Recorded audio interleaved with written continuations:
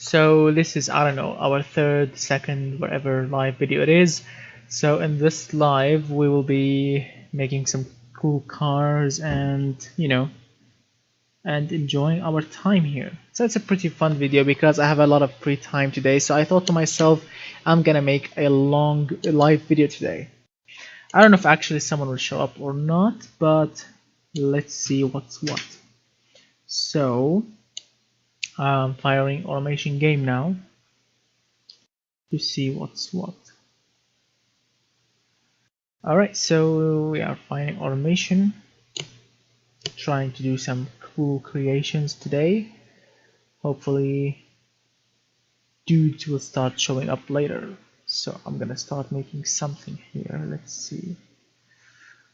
Let's see. Alright, so we have 4 dudes showing up. Hello guys, and welcome to our special live video.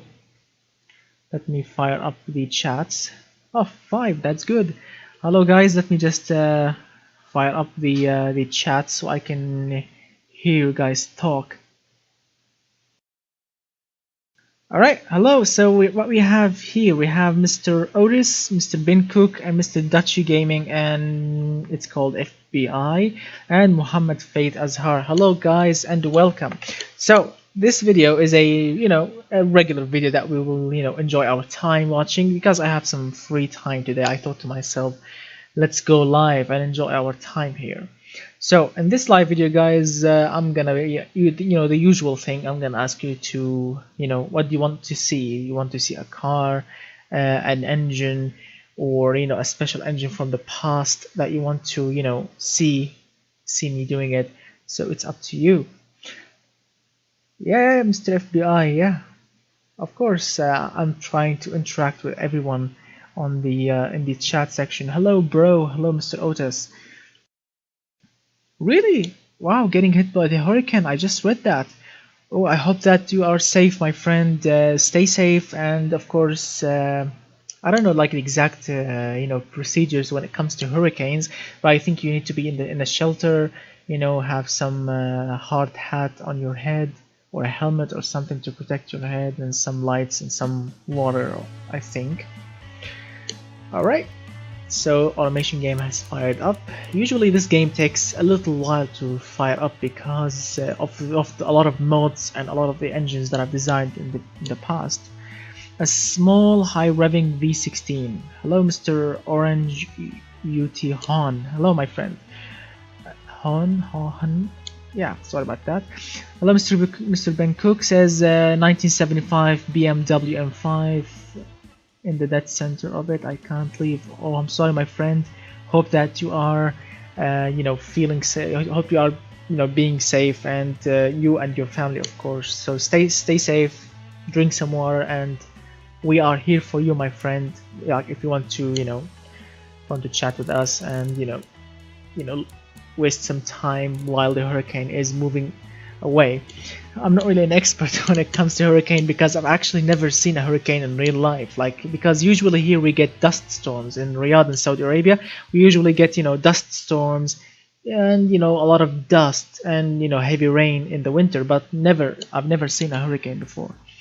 So I'm seeing a lot of crazy requests to engines, which they're awesome. So what do you like to start, guys? Come on, here we go. I'm stretching my hands, I'm stretching my fingers. What do you want to see? A car first? So no, let's start with a car or an engine alone. What do you want to see first? A car or an engine? Car or an engine? Come on, let's vote guys, and let's see which one should we start with, a car or an engine. I know you are saying, guys, you are saying like brands or engines. No, I want to to choose, vote engine or a car. So Mr. Sajid says engine, Mr. Orange says engine. 3 engines, 1 car so far, that's good. 4 engines, 1 car, that's good. 4 engines, 2 cars, come on. So far the engine is winning. So should we start with an engine? Alright, so the engine actually is winning. So let's start with an engine and then stick this engine inside a car. So let's start with an engine, guys. As you can see, these are all of the engines that I made. I made a lot of engines since I started playing automation game. Look at it, it's non-stop. All these engines from, I mean, check it out. This is the horsepower here. Let me go to the first. So the horsepower, this is horsepower. The least amount of horsepower that I made is this engine, 50 horsepower, which is a 270cc engine, turbocharged as I quite recall. And the most powerful engine that I ever did is 4170 horsepower. That's my most powerful engine ever. So, alright, let's read some of the comments. Micro V12. I did my friend, 42 efficiency. Let me show you. So if you are looking for an efficiency, let me show you the efficiency. Here we go, choose the efficiency. So the most efficient engine that I ever did is this one, this V16 engine. Can you believe that? Can you believe that? This is a V16 engine, max fuel efficiency, and this engine is making 46 on the fuel efficiency. Yes, my friends, 46. What do you wish automation would do? Well, Mr. Sajid, I really wish for the superchargers to come and the diesel. I really want to see diesel. I don't know if the automation game developers, has pronounced if diesel will come or not, but I wish if there was some diesel applications here. It will be amazing to work with diesels. Let's see. Mr. Muhammad Faiz Azhar says 1 LR-GUE engine. Yeah, Mr. Bangkok, yeah, I know it's a V16 max fuel efficiency, twin turbocharged, and 46 points. Do you want to know how much horsepower this V16 make? 46% fuel efficiency and 1435 horsepower and 2228 pound-feet of torque.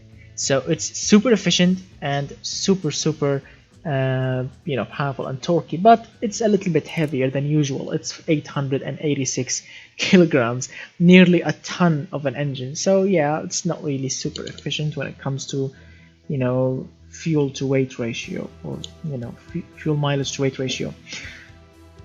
Yeah, supercharged. No, not supercharged diesel. No, not supercharged diesel. No, separate, Mr. Dachi. Supercharged engines and diesel engines, separate, not both, because I don't know if it can actually works or not, but separate. I would love to have a V8 supercharged engine or an inline 4 with a supercharger. Yeah, Mr. Ben Cook, it's a truck engine. Yes, 886.4 kilograms. Yeah, nearly a ton of an engine. So what do you want to see, guys? Because I've made so much engines, and I don't know, like some of the engines that you have mentioned already, I already did those engines. So give me some names. Diesel is dead. Really? I don't think so, because there are some cool diesel engines these days. Supercharged inline 3, yeah, it will be awesome. So Nano V16, I've been reading some of the what? Script this? What did? No. I'm not filming. Or how do you mean? What do you mean script? I'm not saying that it's bad. You didn't infuse yourself yet. No, I don't script. I'm just speaking like from my mind. I'm just reading your comments and reply, my friends. So supercharged mini V16, high revving. That's cool. V12 super. All right. So you want to see a lot of the comments you want to see micro V16. Alright, so let me give you a micro V16 if like a lot of you guys want to see that. So let's load. Let's take some time to actually load. I'm watching the video also on my mobile and read your comments. It takes a little while to load. Alright, so 12k on inline 4. I already did that. Don't worry, Mr. Muhammad Faith, I'll show you that later. So let's see what's what with the V16. So let's go start with a 90 degrees 16-cylinder engine, magnesium block, or aluminium block. No need to go super expensive. So let's try and decrease the stroke all the way down and see what's what. So we have a 2.8 liter V16 engine, not bad. Dual overhead camshaft, 5 valves per cylinder. you will play Super Street. I don't know. I don't have this game yet, but we will see what's what. So aluminum silicon cylinder head, or aluminum or aluminum as our American friends will say.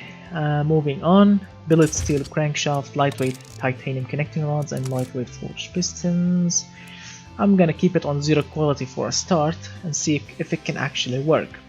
So let's go naturally aspirated at first. Let's start with 12.0 to 1 compression ratio and go 100 on the cam profile. VVT, naturally aspirated, direct fuel injection, individual throttle bodies, race intake manifold, 100 octane fuel. Let's go with 13 air fuel ratio and 12k RPM. Race tubular headers, dual. Let's start 2.5 inch, no restrictions. And yes, so this is the result using a carb V16.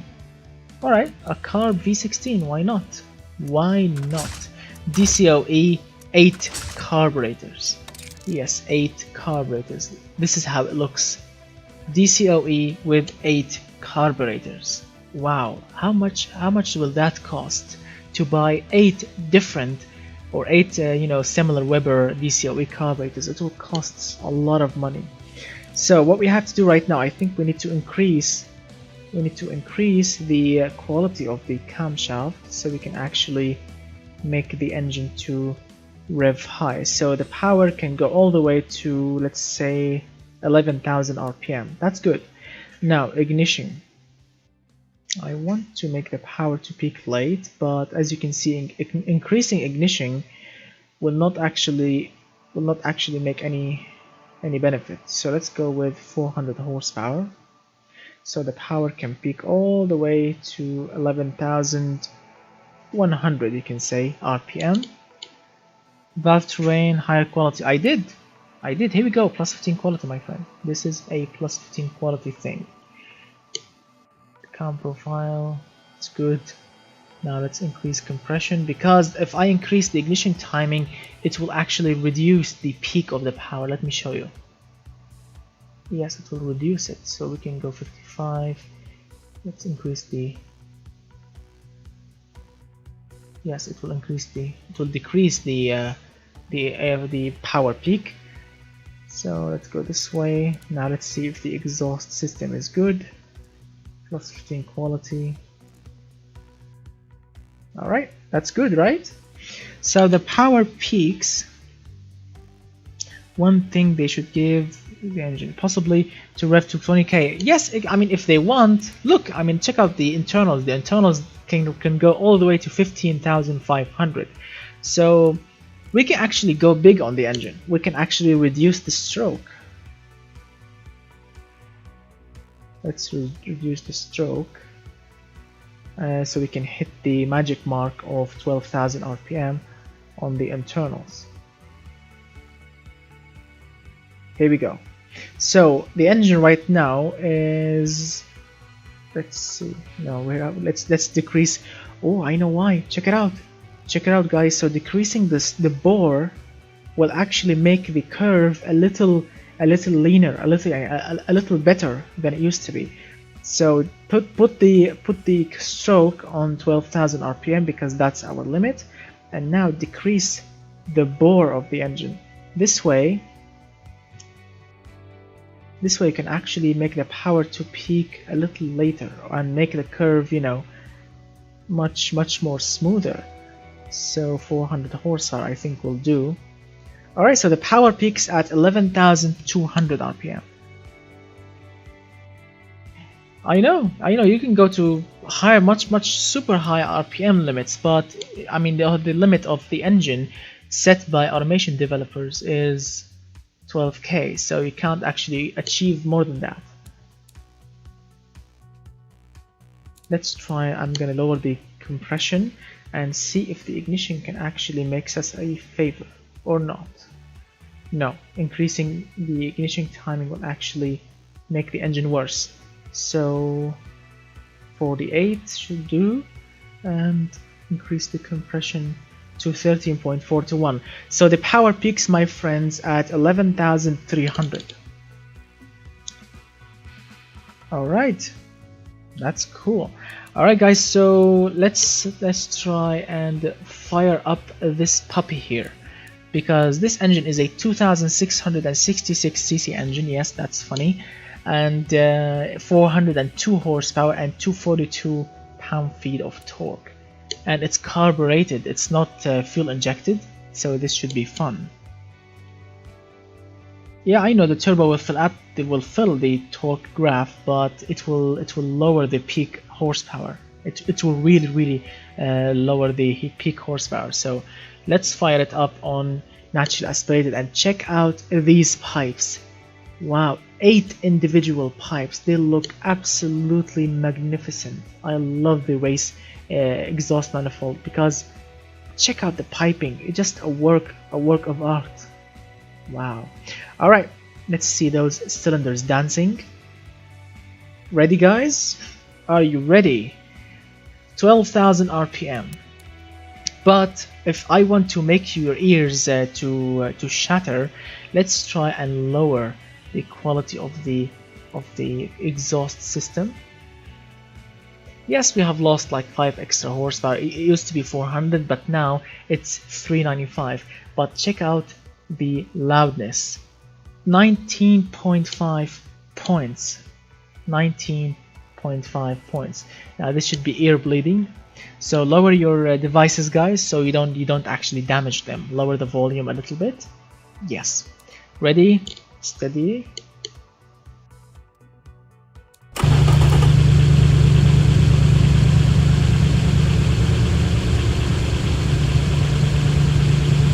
This is idle.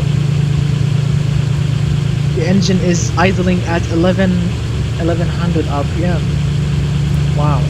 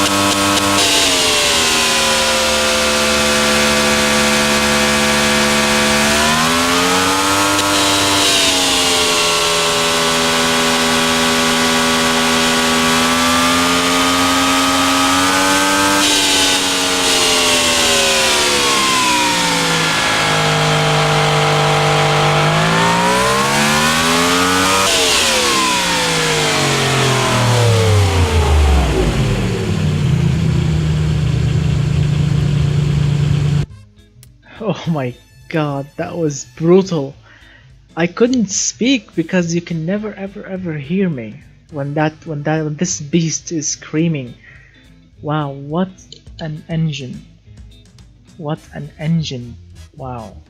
It's a beast. It's a true beast, and it's carbureted. It's not fuel injected. If I want to if I will switch to fuel injection or direct fuel injection, I can push the compression ratio even higher and make even more horsepower. But it's really good. Make an insanely weak economy car, please. I think I did, my friend, Mr. White. Sorry, but I don't know how to pronounce your name. So Mr. Durifto, I already did a van that is making, I don't know, 1 miles per gallon or even less. So if you can make a V10, you can murder the ears. Alright, let's try a V10. You want to see a V10, guys? You want to switch to a V10 instead of a 12? Let's go. Here we go. So it's a 90 degrees. Hello, Mr. Elhang GT. So this is a 90 degrees now, V16, and our ears are currently bleeding, but let's go to a 10 cylinder. Alright, here we go. We have a V10 now. Let's see. Oh, the engine is knocking hard. Let's see. What's the problem here? Oh, we need extra carburetors. Here we go. Problem solved. So 242 horsepower from a, let's see, what's the size of this beast? 1.6 liter engine, V10, 241 horsepower. Yes, are you ready? We still have the same 19.5%, but let's see if, no, we need to decrease the exhaust size to make more horsepower. Yeah, like this, 15.3, that should do. Now, alright, 12,000 RPM, 1.6 liter V10 engine, and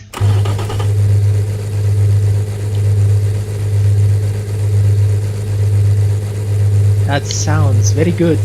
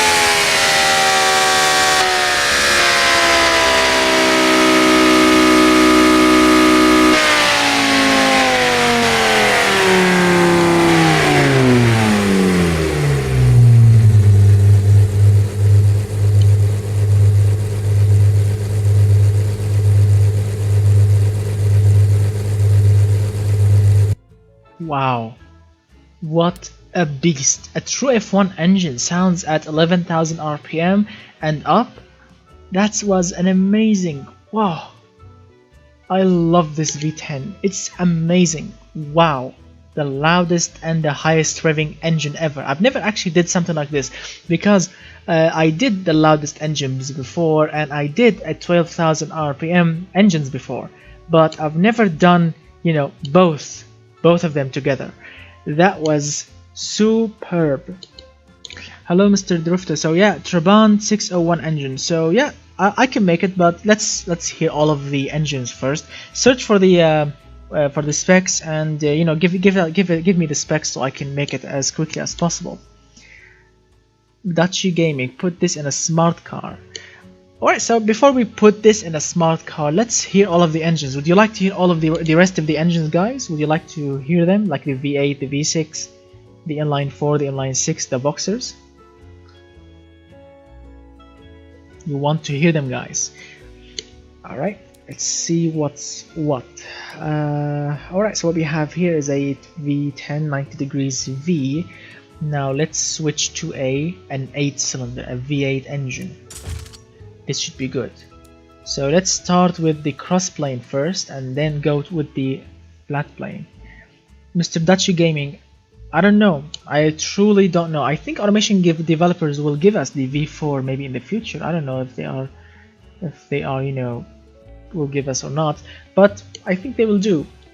So the Mr. Tiago wants to start with the flat plane. Alright, so let's go with the flat plane first. Now let's adjust the... Alright, so the power will actually be a little rubbish here, because, well, it's a smaller engine, less cylinders, 200 horsepower. That's a V8 1.33 liter engine, and it's making nearly 200 horsepower. Alright, so let's see how this beast will sound. Are you ready, guys? This is a V8 engine with flat plane crankshaft and 12,000 RPM and super loud exhaust system. Ready?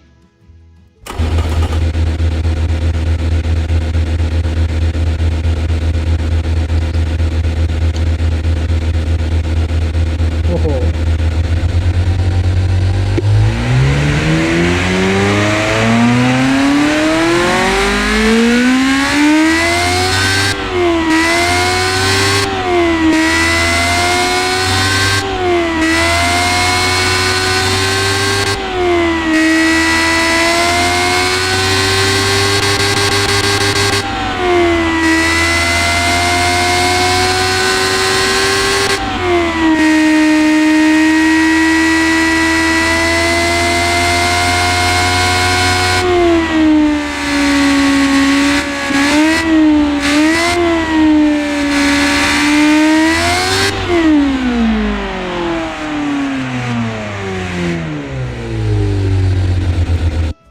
You know something, guys? The flat plane V8 doesn't really sound very good at 11,000 RPM.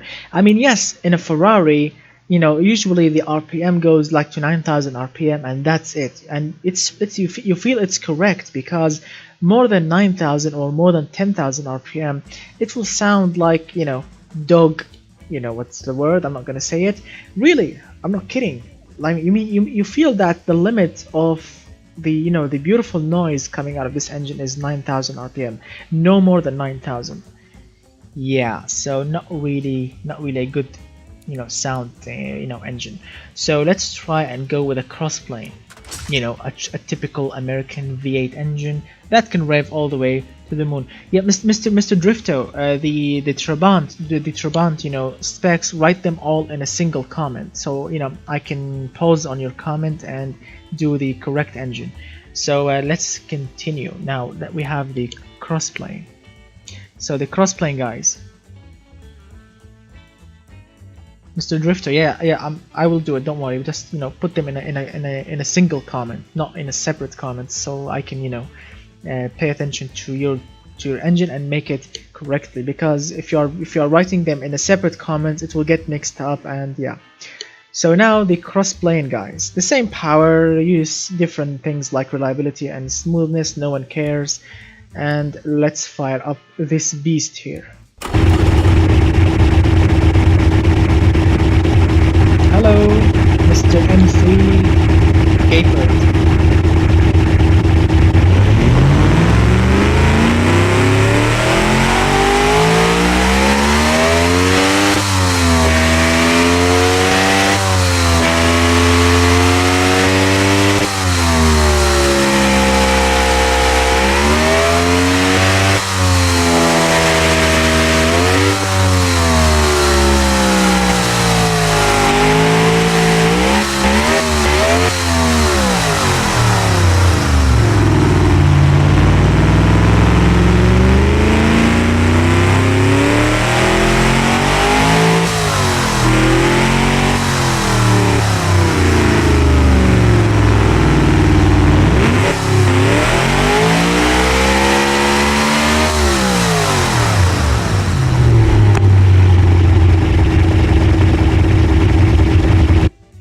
That's correct. Yes, that's correct, Mr. Elhang GT. Yeah, it sounds crappy actually after 9,000 RPM. That's the problem, I think, with V8 engines, because we are always, you know, our ears and our minds, you know, are always, remembers the fact that a typical V8 engine will rev to 7,000 RPM, 9,000 maybe, 8,000, something like this, but no more than that. That's why they sound very good in our minds at 9,000 RPM max.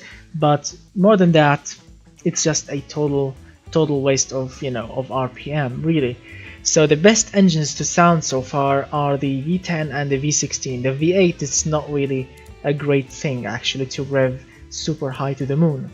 So how about the V6? Do you think, guys, the V6 will the V6s will perform good or bad? What do you think? So this is a V6 right now. So what we have is a nearly a 1 liter V6 engine. Let's see how much horsepower it's making. So this V6 is making only 71 horsepower because it's a 1 liter only. It can rev to 12,000 RPM. Oh no, sorry, it's smoking. Sorry, it's making only 147 horsepower. Sorry, 147 horsepower, 85 pound-feet of torque. Yeah, so this should be interesting, right? So what do you think? Do you think it will sound like a good engine or a crappy engine? Let's see. Yes, my friend. Yes, Mr. Drifto. Go to my Discord and you can write the specs over there. And when you finish writing them, tell me here in the comments here, so I can switch my mobile to Discord and get all of the specs from there. All right. So the V6 now. Ho ho ho! Sounds amazing at idle.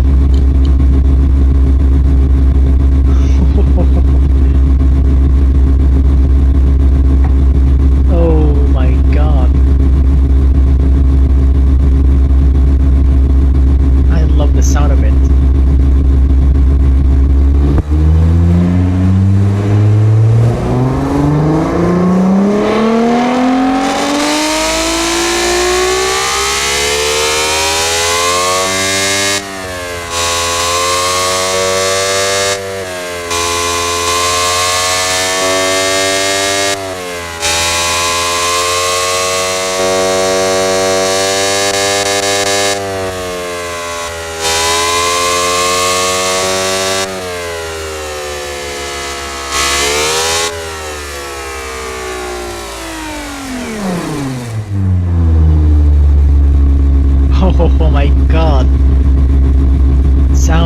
amazing.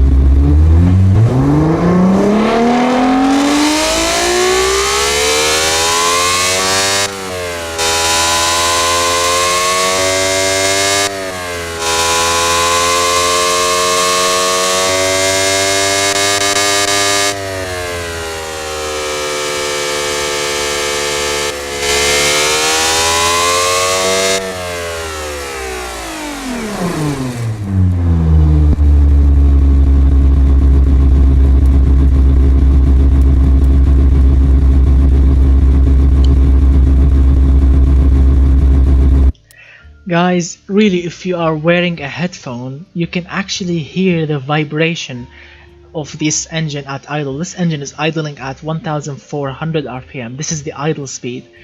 And on high RPM with headphones, you can actually, you know, feel every single fire that is happening over any pistons at any moment. That is an amazing sound. Truly brutal. Makes the ears bleed. Wow. Yeah, okay, it just does not go to, yeah, I know, but no, it cannot go to 12k 20k RPM, only 12. So what do you want to hear now next? Would you like to go to the 60 degrees and go with a V12 engine, or would you like me to go straightly to the inlines or the boxers? What do you want to see, guys? The V12s? Yeah, Mr. Drifto. Yeah, okay, I got your message. Don't worry. When we finish when we finish, you know, hearing all of these beastie engines, we will go to the, you know, to your Trabant engine. Okay, so I don't know. I'm reading all of your comments. Some of them says V12, some of them says boxers inline. I don't know. I'm lost. Okay, so I'm gonna go one by one. Let's go with the 60 V12. Okay, let's go one by one. We will hear them all, my friends, all of them. Let's see, the V12. This should be interesting. We have 6 DCOE, and remember, guys, we are using DCOE carburetors. We are not using any sort of fuel injection. So what we have here is we need to decrease the compression a little bit. Here we go. Now the bigger exhaust diameter, 116.7, 294 horsepower from a 2-liter. Wow, that's very, very correct. Check out the capacity, 2000 cc on the dot, making around 293 horsepower, 177 pound-feet of torque. This should be very, very interesting, really interesting. All right, let's see this beast here. Let's see how does look. It actually looks very cool. Check it out. It looks like a classic V12 engine. Check it out. The dual overhead camshaft, DCOE carburetors. Looks like a classic engine. This should be very, very interesting. Alright, let's see. What is your PC specs? The Great Mixer is asking my PC specs. Well, I'm using a Intel Core i7 7700K, not overclocked. It's running on stock speed, 4.50 GHz. Currently I'm running 32 GB DDR4 RAMs, GTX Titan X graphics card, an SSD, a lot of SSDs I have, and a Windows 10. That's my PC specs for now. So let's fire this puppy here, a 2-liter turbo. Mr. Justice says turbo. Well, if I'm gonna put a turbo on it, it will make the power to peak so early, like 10,100 RPM. Because I've tried it before. Mr. Sajid says, what car do I own? Well, my current car, my daily driver, is a 1996 Ford Crown Vic, 4.6 liter V8 engine, single overhead camshaft. I had the ECU tuned by SCT tuning company. I've bought like a handheld tuning, I don't know, device or something, running 95 octane fuel because I'm using the 95 octane tune. I'm running Toyo Sport T1 tires, and I've upgraded the brake pads to ceramic brake pads, and nothing special. I used to have a cold air intake on the car, but unfortunately in the summer here the car kept sucking hot air, and the engine kept decreasing in power, which wasn't really efficient. So I got back to the original airbox, or the box, the airbox for that came originally with the car, but I switched the air filter to a K&N. Yeah, it's because because the temperature here gets really hot in the summer, like 51, 52 degrees. So a cold air intake won't actually work very well. Yeah, it has the Crown Vic is using a ladder chassis. Actually, the Panther platform. I've read so many things on it, but unfortunately, I have an open differential, and I want to change that. I've been looking on the internet for some sort of locking mechanism or locking differential that I want to change it, because an open differential is very crappy and not really safe, because I've had so many incidents with it and I don't really like it. So alright, enough chatting on my car. So no, I'm not making Saudi drift. I'm not a Saudi also, but yeah, I've tried to power slide the car a lot of times, and I've tried to do some burnouts, but with an open differential it's not really fun. Really not fun. So why not make an engine that can hold heavy things and make sure it's an inline 6 tanks? I'll try to do that. Exact replica of your car. Yeah, I know, I've tried that actually. I've tried that. If you paid a little attention to my police car in the police challenge, yes, that was a cool replica of my engine. But I added some, I added twin turbos on it to make it much better. Yeah, that's why the Crown Vic was, favorable by taxis and police cars, because of the frame. Well, any part on it, you can just, unbolt it and bolt a new one next to it, instead of it, because yeah. And the engine is actually very durable, but I don't know, I think my engine is actually running not really good these days. I don't know, I need to check it. I need to check the tune on it and see, because I feel that there is like a little bit misfire in cylinder number 7 and 6, or 4 maybe, I don't know. One of them is making like a misfire. I need to check it. Alright, so let's fire this puppy here.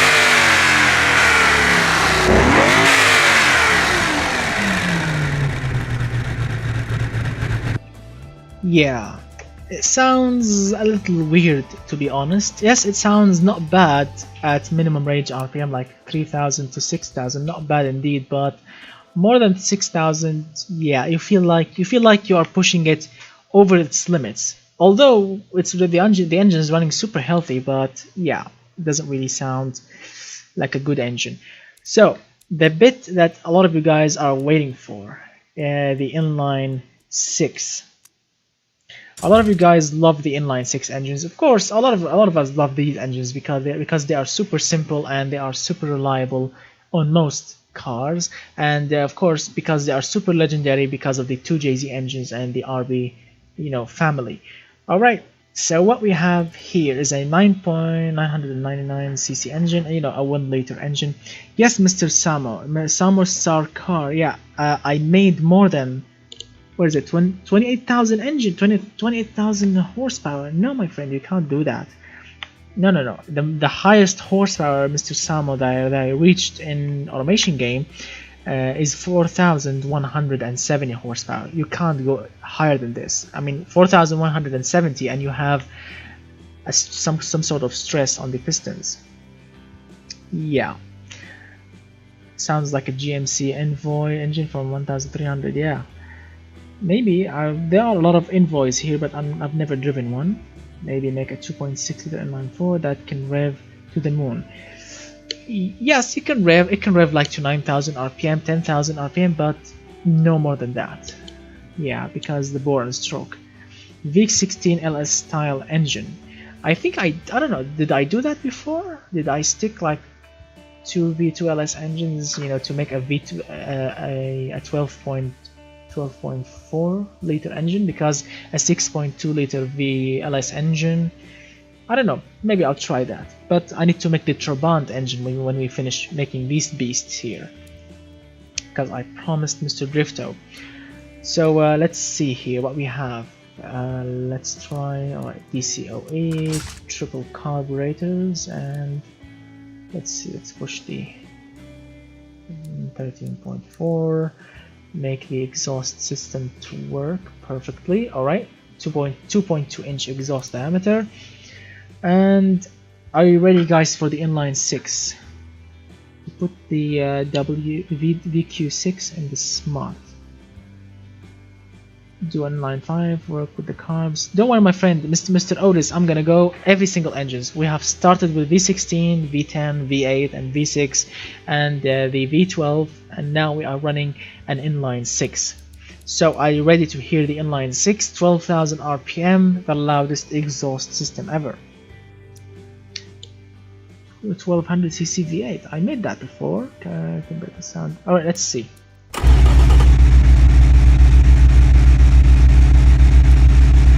Sounds good.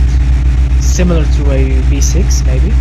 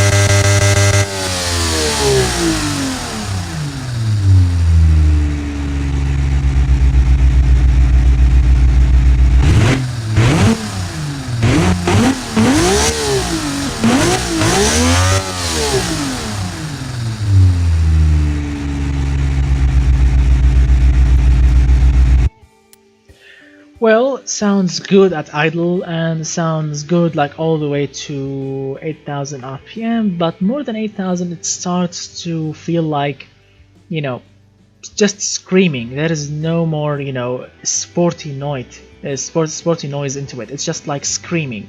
After 8,000 RPM the engine is just screaming.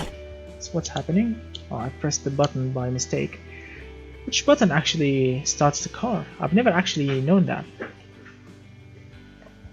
Alright, so yeah.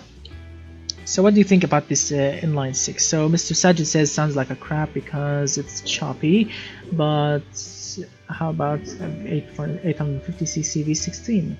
Really? The cam is massive. Well, you have to push the cam, my friend, to 100 so you can make the power to peak very close to 12,000 RPM. I mean it's 100 and plus 15 quality, and it can only peak at 11,300. We can't even reach 12,000 RPM. That's the limit of this camshaft. Yeah.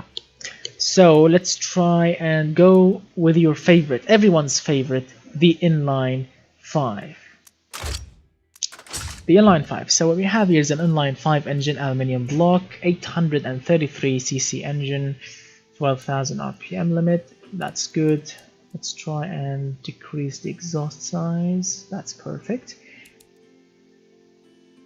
Yep, we can actually raise the ignition a little bit.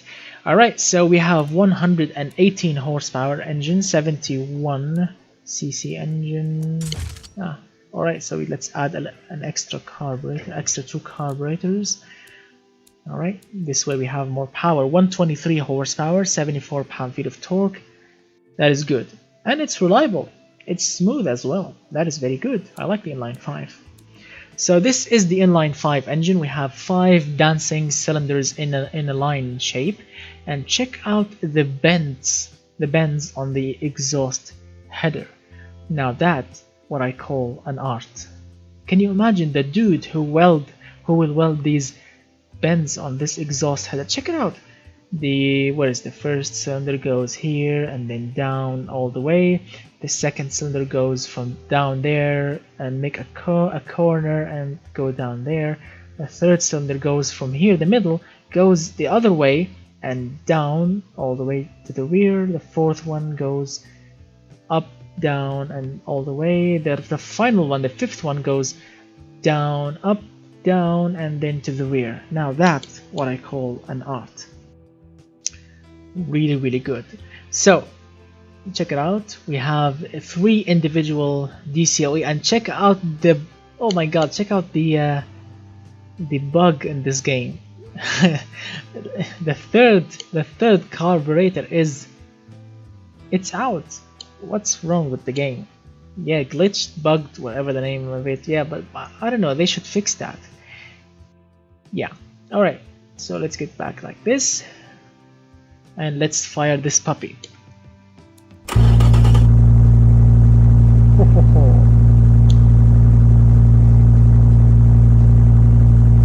Wow.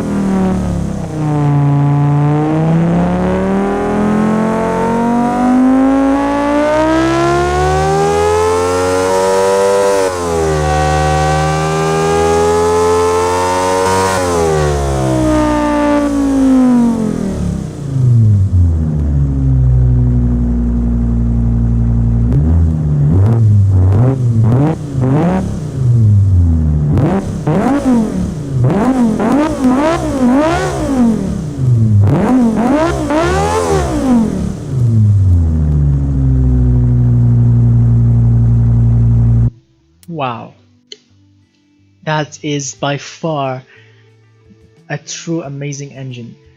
Wow, sounds very, very good. And this engine loves to rev at or not love to rev. This engine sounds great from 2000 rpm to 5000, or you can go 6000, but my favorite rpm range when it comes to noise is from 2000 to 5000.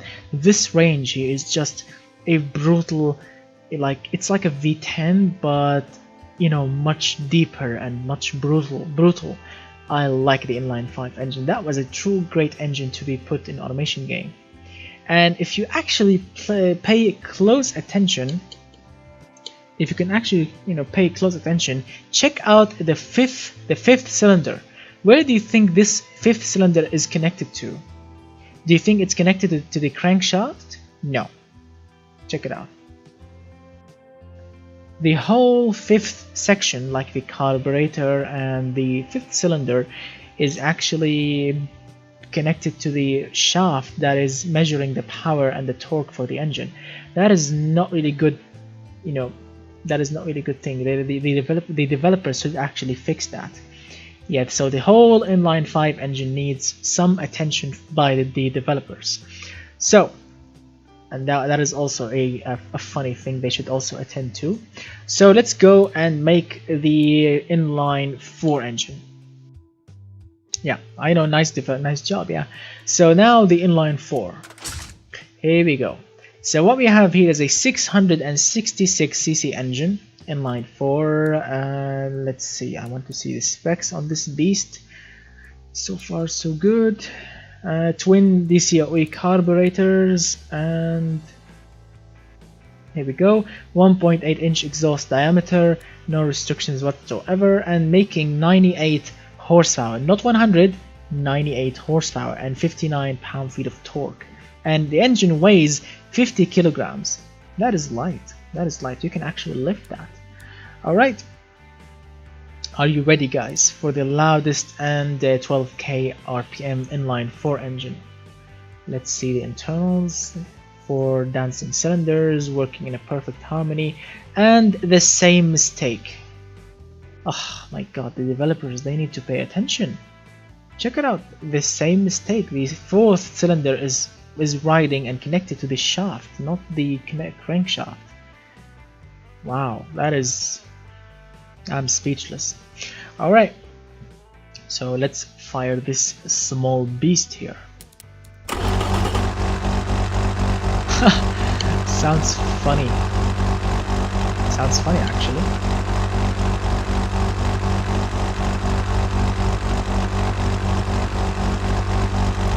Sounds like a mosquito, right?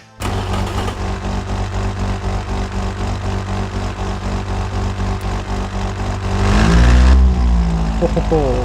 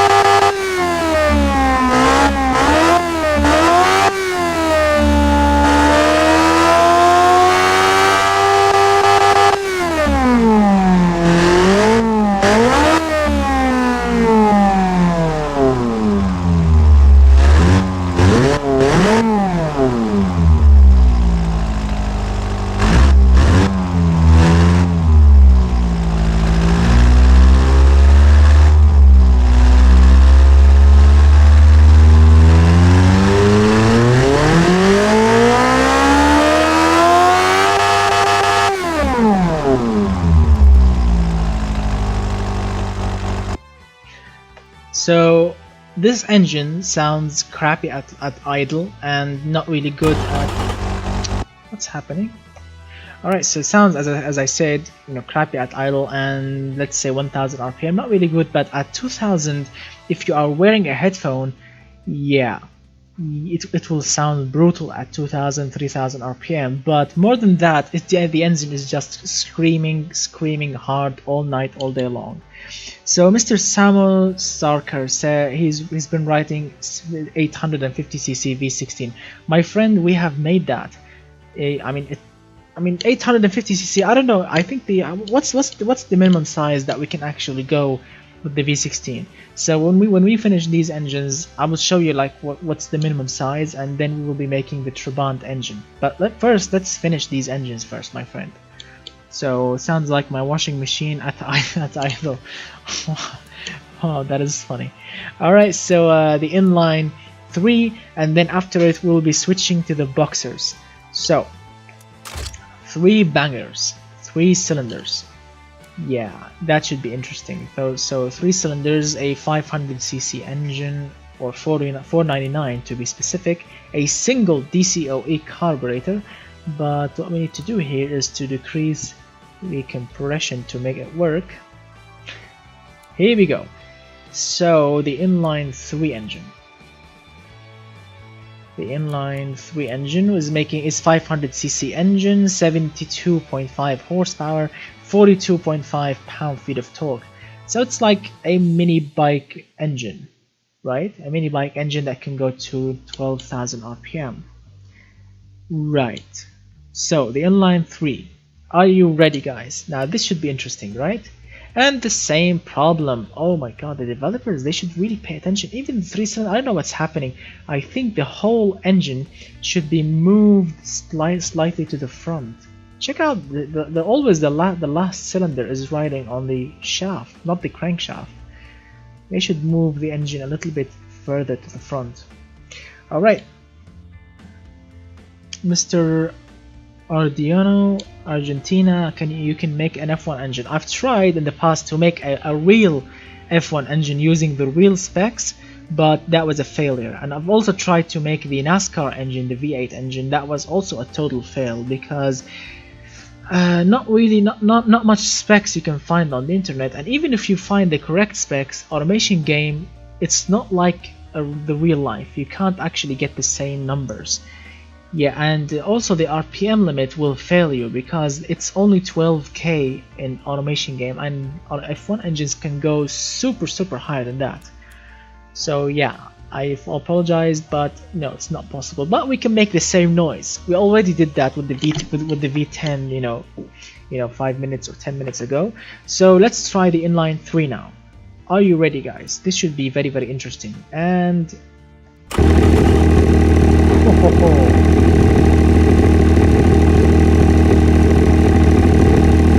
1600 RPM.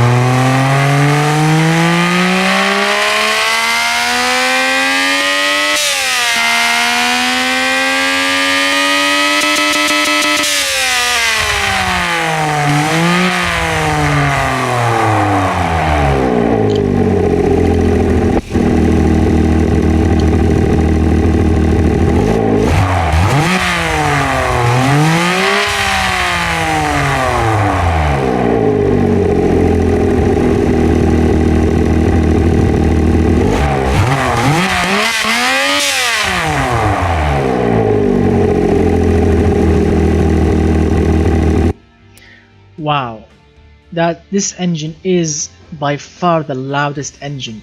It screams hard. How is that possible? We have only 3 cylinders and the V10 has 10 cylinders. Of course, that is of course because the automation developers recorded these these noises and these engines from real engines, and then they have they will speed up the noise to simulate 12,000 RPM.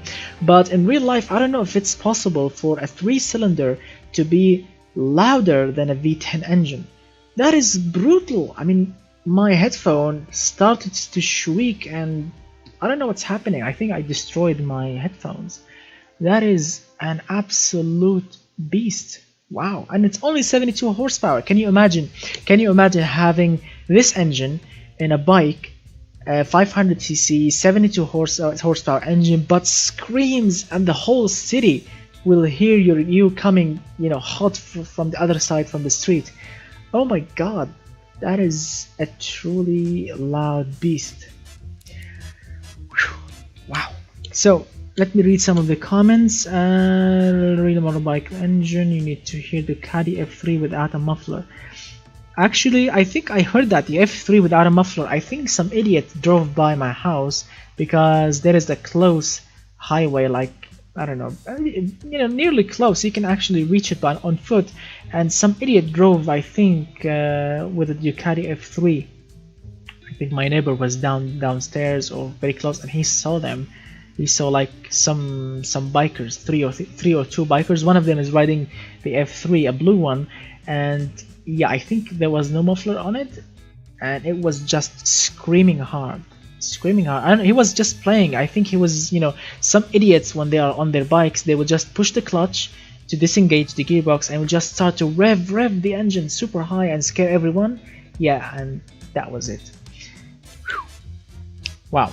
Alright, so let's see what's what. Now next, the latest engines in automation game, the Boxer beasts. Let's start with the Boxer 4 and work our way up to the Boxer 6.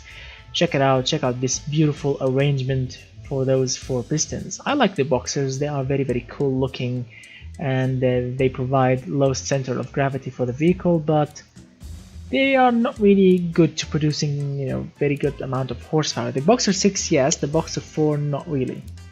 I've tried to push the horsepower on this beast so many times, but check it out, with 2 carburetors, the power curve is much more thicker, it's much better in the middle range. But when I add the triple one, it will get worse.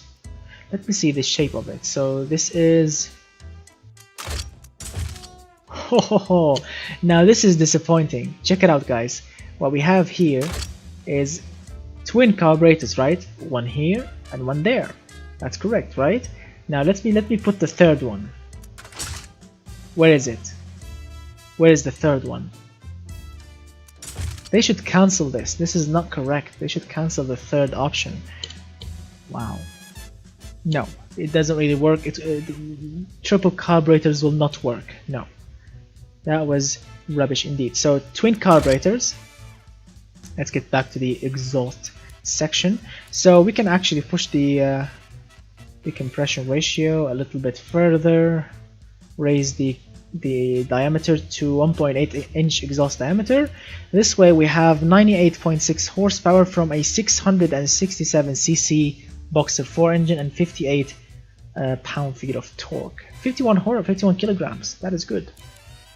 Alright, so let's see what's what with this beast again. Yeah, bugs again. I know, Mr. Lane, these new engines, they are still bugged, and yeah, they need to fix them. Alright, so 12,000 RPM Boxer 4 engine. Are you ready, guys? This should be very interesting. What's that? What's that sound?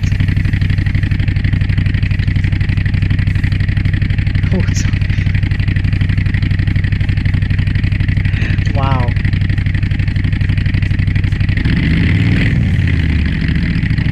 Alright, now I remember this. Sorry that I turned off the engine. I remember this. I promise you, this engine sounds like a Harley V twin engine at low RPM. Not high RPM, at low RPM only. I remember this now. Now this is a Harley Davidson engine.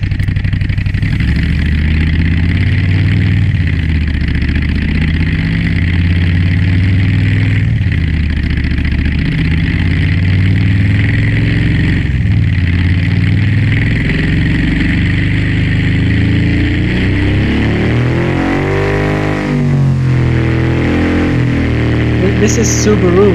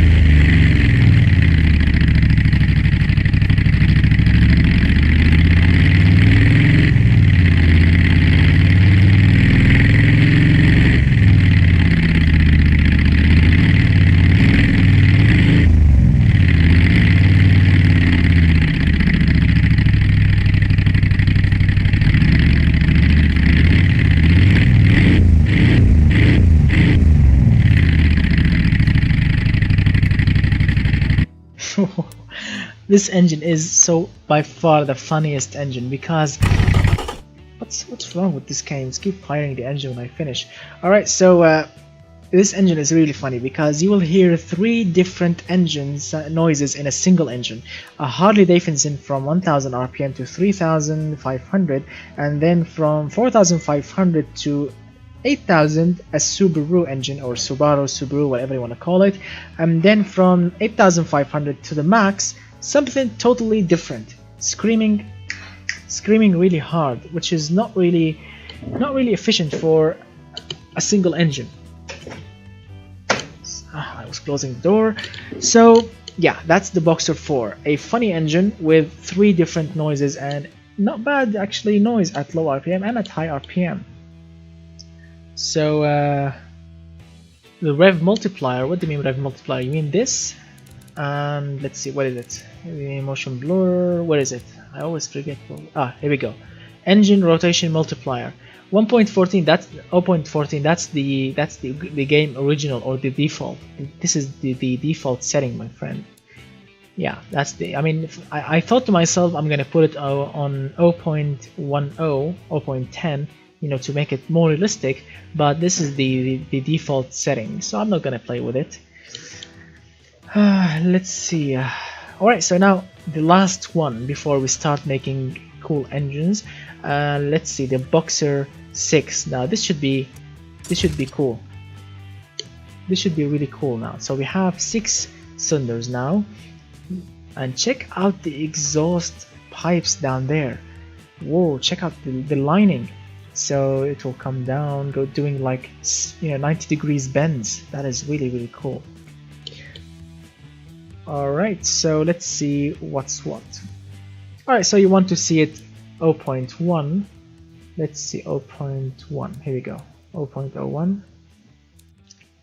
So it got a little bit slower. I don't know if it's more realistic or not, but this is not the default setting. Let me show you something a little funny. Check out the engine mounting. Check it out. This piston is hitting the engine mount here.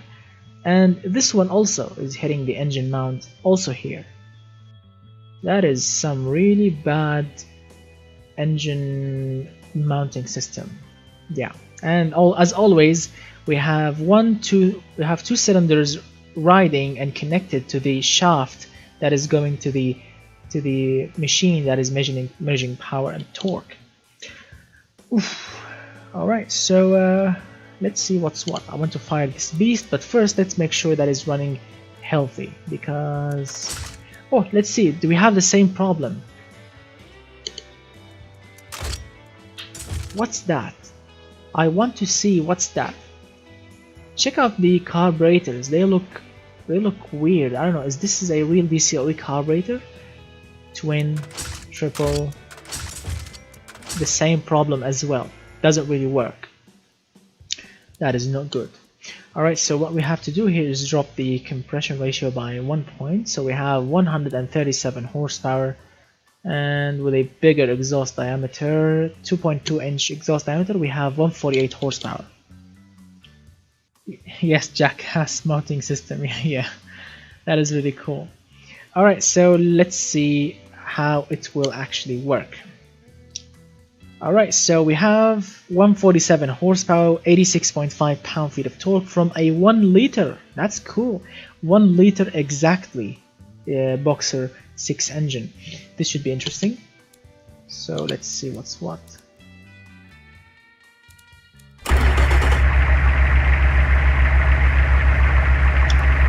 Oh, I apologize that I turned it off, but I remember this engine as well because I've made a classic pickup truck, a classic one like from the 40s, 50s, something like this, and I've chosen this exact engine, the Bshar 4, because at idle it sounds like a truck engine. I'm not kidding, listen.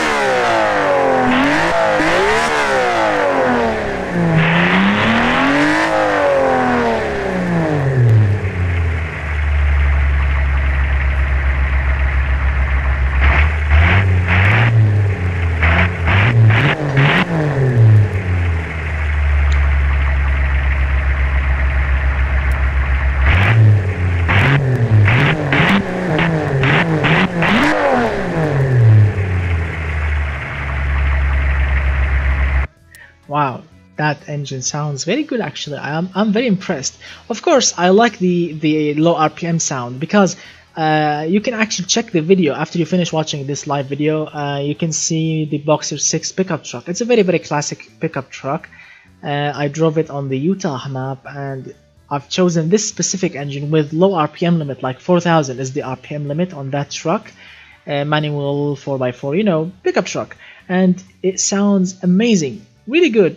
Sounds like perfect for the application. So we have tried, my friends, all of the engines, and we have heard how they will sound, and they sound very good. Now, before we make the Trabant engine, let me show, I don't know, I forgot his name. He was asking so much about an 850cc V16 engine. Let me see if we can actually hit an 850cc engine. No, we can't. Let's see if we can actually decrease these. No, the smallest V16 engine you can do, my friend, is not 850cc. It's only 1081cc engine. I've decreased everything, the variant capacity, the family capacity, and it still won't reach 850cc V16 engine. This is the smallest size you can go, my friend. Alright, so now I apologize guys, I'm gonna because I'm using my mobile to read your comments, I'm gonna go to my Discord to see the specs for the Trabant engine. So we have, this is the dude that wrote it. The engine, 2-cylinder. Oh my friend, come on my friend, 2-cylinder engine. We don't have 2 cylinders. I do apologize. I want to make you the Trabant engine, but no, there is no 2-cylinder engine here. I do apologize, but we don't have 2 cylinders. Let me write him a message and mention his name in the group so he'll know. I'm sorry, but there are no 2-cylinder engines in automation game.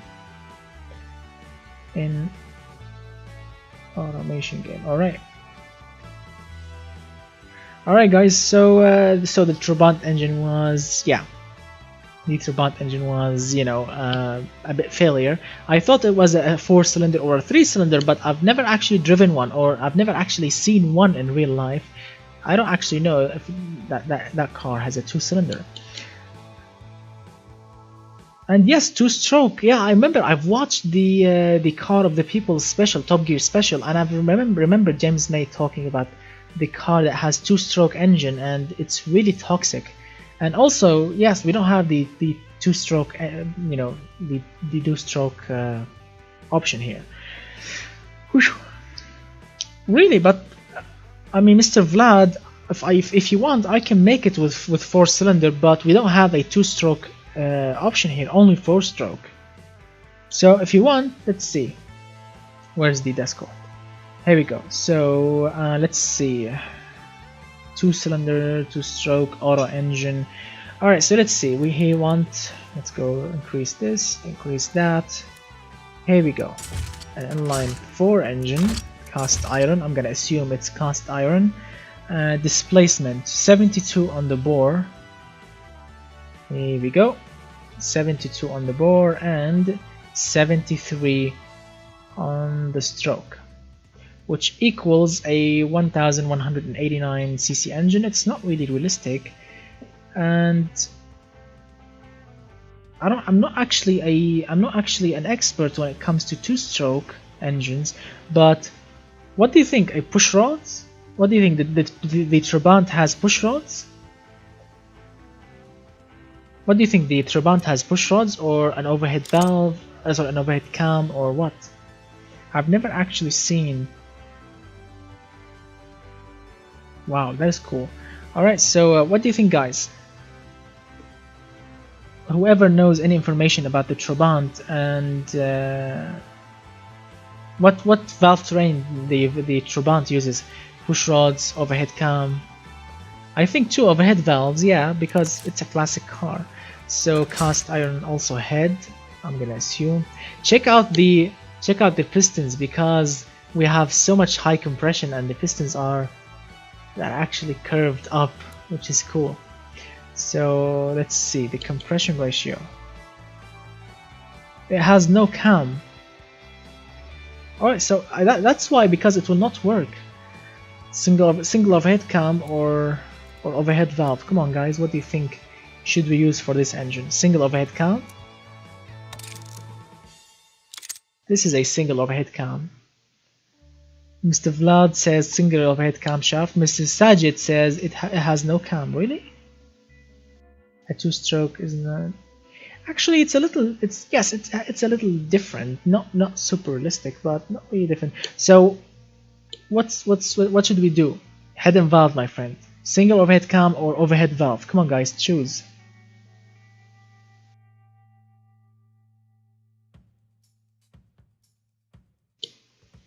Come on guys, I'm waiting. What, overhead cam or overhead valve? Alright, so let's stick with overhead cam. Alright, so let's see what's what. No. Should be cast. Alright. The compression ratio. The compression ratio on this beast is 7.8 to 1. Whoa, that is really low. 7.8 to 1.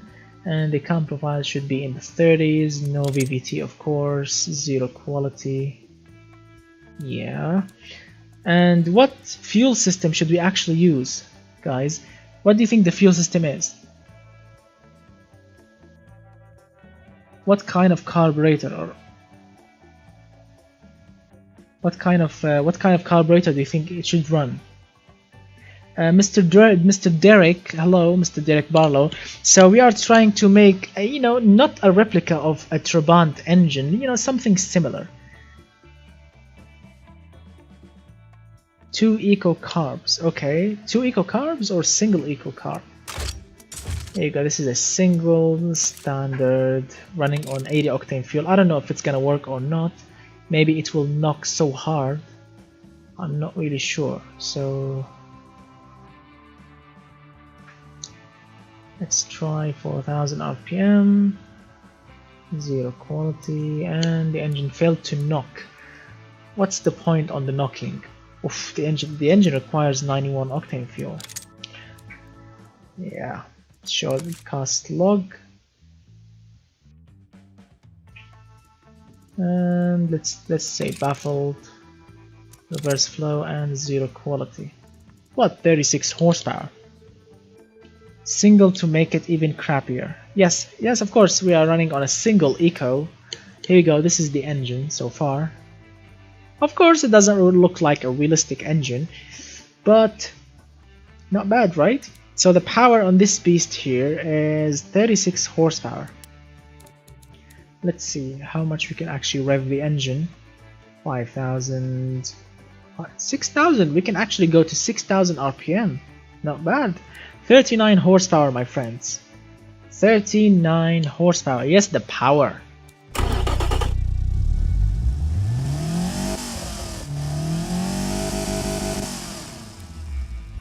Oh, I do wish, Mr. Derek, I do really wish if I can use diesel in this game, because unfortunately it's not available yet.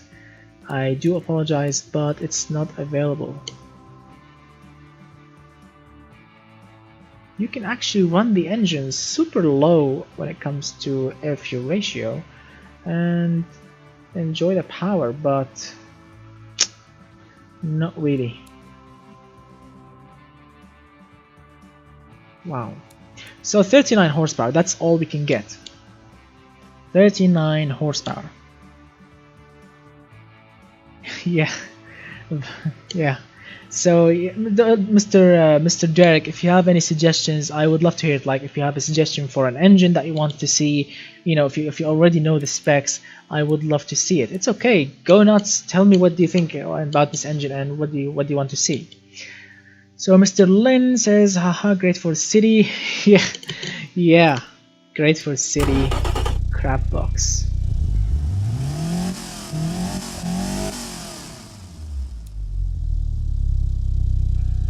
Let's see, guys, I want to try something crazy.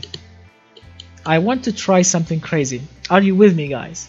Can you imagine that you have this crappy engine? And Yeah, you want to spend a little money on it. Let's say that you have this engine and you want to tune it. 39 horsepower so far, right? So what do you think, should we start by tuning this engine? Exhaust, changing the carburetor, or should we keep the carburetor, change the camshaft? What do you think should we do? Like if this is your only engine, if this is your only engine that you can't get anything else, and you have money, you have good money, and you want to spend it on this engine, what do you think should we do? So Mr. Dutchy says turbo, Mr. Vlad says turbo, and look at the RPM gauges. I know, this is a glitch in the game. I know that. Double carbs and tube headers. Well, all right. So let's start. So I want to keep the eco because I want to turbocharge this eco carburetor. I've never actually did that before, or maybe I did that and I forget about it. So let's see, a twin carburetor. Wow, that should raise the horsepower. 43 horsepower. Wow. And performance intake manifold. That should be good, right? Multi EFI injection. Yes, I know, Mr. Elhang. Yes, I know we can go EFI, but no, I want to keep those crappy carburetors at first, and then I want to turbocharge this beast. Yeah, I want to see how much we can actually get with these crappy carburetors. So let's see, air fuel ratio, how high we can go. 14.4. okay. Ignition timing, so 40, 50, here we go. 54 on the ignition. Okay, now short cast headers, delete the first muffler, put a high flow reverse, second reverse muffler. That's good. So 54 horsepower. Carb turbo looks weird. I know. Let's go. So right now what we have here is 54 horsepower.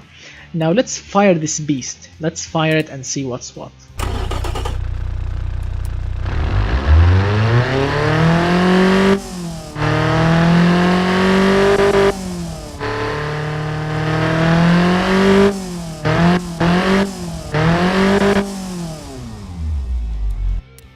Oh, Mr. Derek, you want to see the biggest twin turbos. After we finish from this engine, I promise you will be seeing the biggest turbos ever in your life. I promise you this. So stay tuned till we finish this engine, till we finish, making this crappy engine to be a respectable engine, Mr. Derek, and I'm gonna show you the biggest turbos that you have ever seen in your life. Maybe you have seen bigger in real life, but I'm talking about gaming things. All right. Oh, sorry about that, Mr. Dutchy. No, don't worry, Mr. Elhang, don't worry. Not on this engine. This engine will use a crappy turbo, but yeah, but not this engine. I'm gonna show him the biggest one. So look at the fuel economy, 17.5 from these crappy carburetors. That is really cool. All right, so let's switch to 95 octane fuel, right, and decrease the ignition to the ground. And now let's go for some snail power.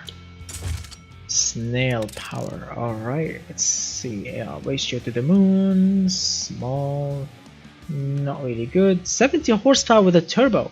That is some crappy engine. Wow,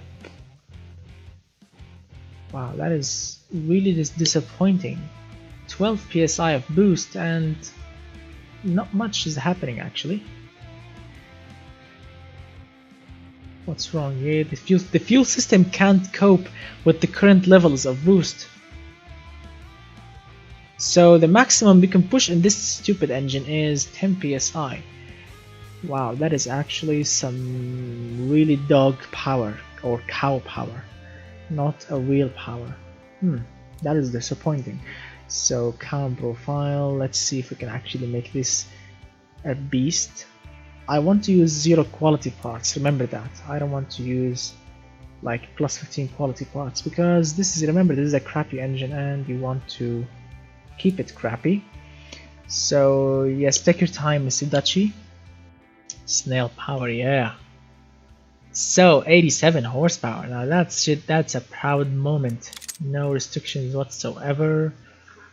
and adding a lot of ignition timing in. How much we can actually push fuel with these crappy carburetors? So it's 13.7. No, we can't push any higher boost than this, and because we will be having crappy warning lights. Snail power. Alright, 96 horsepower. I want to get 100 horsepower. Come on, give me 100 horsepower. Here we go.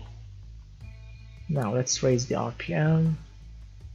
7,000. Come on, come on. Give me power. 110 horsepower. Alright, that's my styling. 7,300 horsepower RPM and 8,000 RPM. Can you imagine a Trabant engine pushing all the way? Can you imagine a Trabant engine going all the way to 7,300 RPM? That should be interesting to see in real life. How about, yes, so 116 horsepower. 116 horsepower engine. 100 and let's say I want to get 20. There we go. 120 horsepower, my friends. Yes, this crappy engine with crappy looking carburetors, check them out. Yeah, let's go with race intake manifold. The engine is knocking. Alright, now we are running perfect. Let's see the horsepower. 122 horsepower. That should be interesting, right? Check out the distributor and of course these eco single barrel carburetors and a turbo. The weirdest setup ever.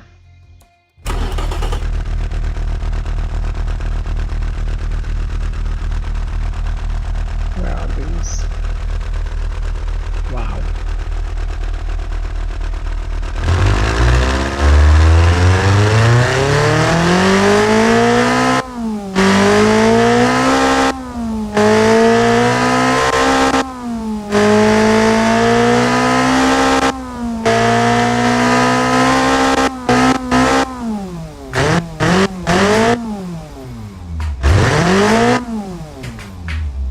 The exhaust is popping and banging. Did you hear that? The exhaust is actually shooting flames or popping and banging.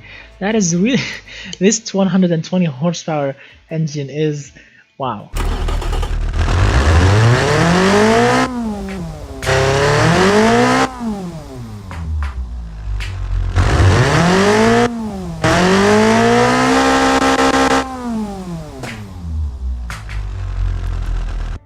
So we have started with only 38 horsepower, 36 horsepower, and now it's 122.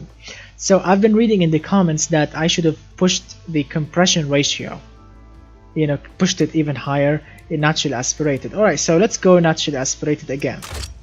So naturally aspirated, we need to drop the air fuel ratio like so, and keep the ignition like this, and let's increase the compression. So 86 horsepower. It will never actually, I think it will never reach the same horsepower as turbo. Never. I don't think so, even with a racing camshaft. And increasing the air fuel ratio, it will result in losing power. But we are so close. 94 horsepower. 94, okay. 94 horsepower. No, we can't actually rev any higher than this. So it's pretty close, right? Let's go with 100 cam profile or 96. That is really good. So 101 horsepower. No more. I don't think we can actually go any higher. So 101 horsepower, my friends. Let's see the exhaust diameter, perfect. The camshaft is very high, good. Compression ratio, very good. So 101 horsepower. Yes, 19 horsepower to go, or 20 horsepower to go. So that's the turbo. 20 horsepower. Wow. 20 horsepower only. So it's up to you. You can go with 100 horsepower racing natural aspirated beast, or you can put a snail on it and enjoy a little bit extra fuel efficiency and you know, the boost caboose.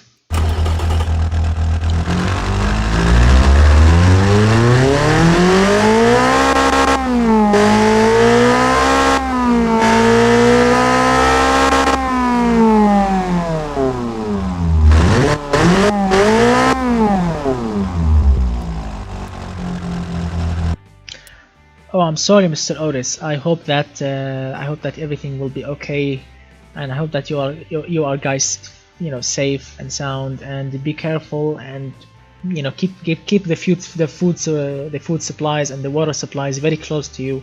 And I'm not actually sure, like, I don't know if you have like a shelter or something, you know, like a shelter under the house or something. I mean, I've seen movies, I've seen some documentary films about hurricanes, but yeah, stay safe, my friend, and keep us in touch. Keep us in touch on the Discord channel, and I hope that you will be safe, you and your family and all your relatives, my friend. All right, so we have tried something similar to the Trabant, and we made like 122 horsepower. Now, all right, so Mr. Derek. All right, so Mr. Derek wants to see the biggest turbos. Mr. Dutchy says the superchargers are coming very, very soon. That is good news. Alright, so the biggest turbos ever. Alright, that is something special to see, guys. So what we have to do is scroll all the way down like so, and yes, the V16 King. The V16 King, well, according to everyone in the comment section, they were shouting at me, oh come on, push the engine a little higher, you need to put some stress on the pistons. That's all I can do. I can't do more than that, because more than that it will give me a warning light, and I don't like warning lights. Yeah, I mean, if I want to push the RPM extra more, I will get extra 5 horsepower, like 4,175. That's the maximum that I got. But on the safe side, 4,170, they should be very, very cool and very safe. So, Mr. Derek, these are the maximum turbo sizes you can get. I'm not looking for the turbine. More turbine, you will actually lose horsepower. But as a compressor, 110 millimeters each, my friend. That is super, super, super big. If you're wondering how a 4,170 horsepower engine sounds like, well, get ready, because you will be about to hear it. This is the V16 King reporting for duty. It's not actually loud. No, it's a quiet, actually. It's a quiet engine, but the power. So the engine is idling at 700 RPM. The engine is making 1,266 pound-feet of torque at idle, and 169 horsepower at idle as well. So this engine is making more than a Toyota Camry engine at idle. That's cool. Yes. All right. So let's see.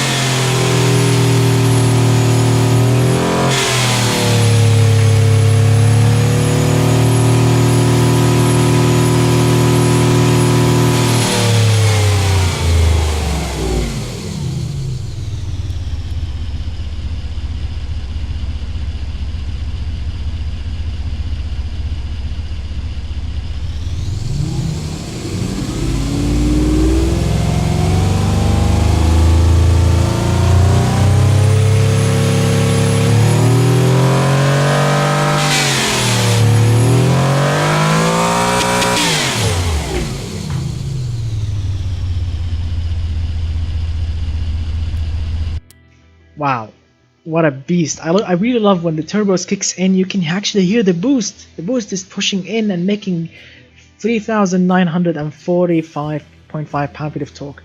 I know this is not the highest torque you can get. I got with a separate version. This is the OMG power, but I was making another version with more torque, like 4,000 something pound-feet of torque. Here we go, 4,030 pound-feet of torque. You can actually go even higher than this. You can do that by only adding boost, but if you are adding boost to make more torque, you will lose power. Check it out. You will lose 100 horsepower here, as you can see, but you will add, like, you can say 100 pound-feet of torque. So it's up to you. You want to go torque, or you want to go power. And I made two versions, and I can push the torque even higher, but I'm going to be risking losing or going under 4,000 horsepower, which is not really good. So yeah, I know it's more like a jet turbine.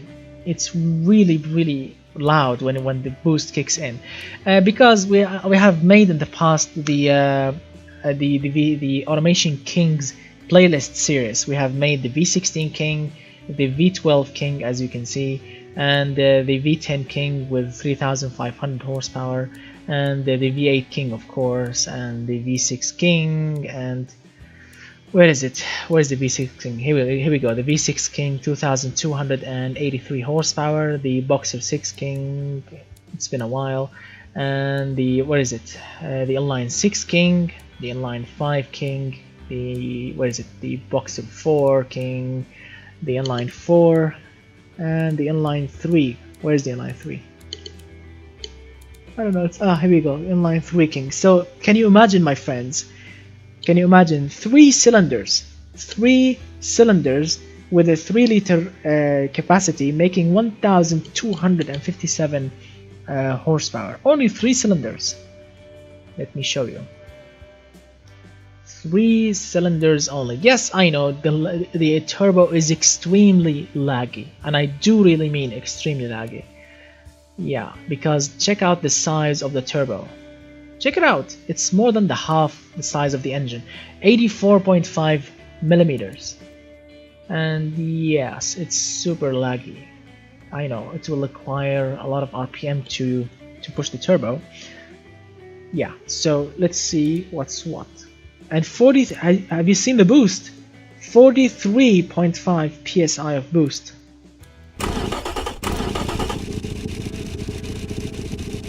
Here we go.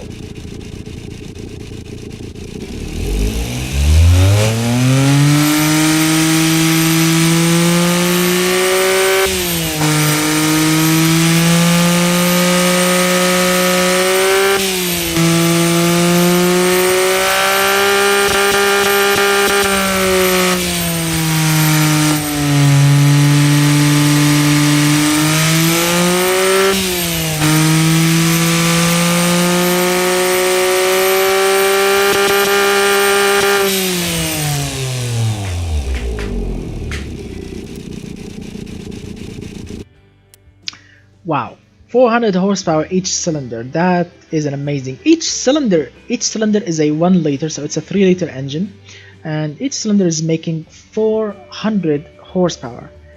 Oof. And the turbo is a beast.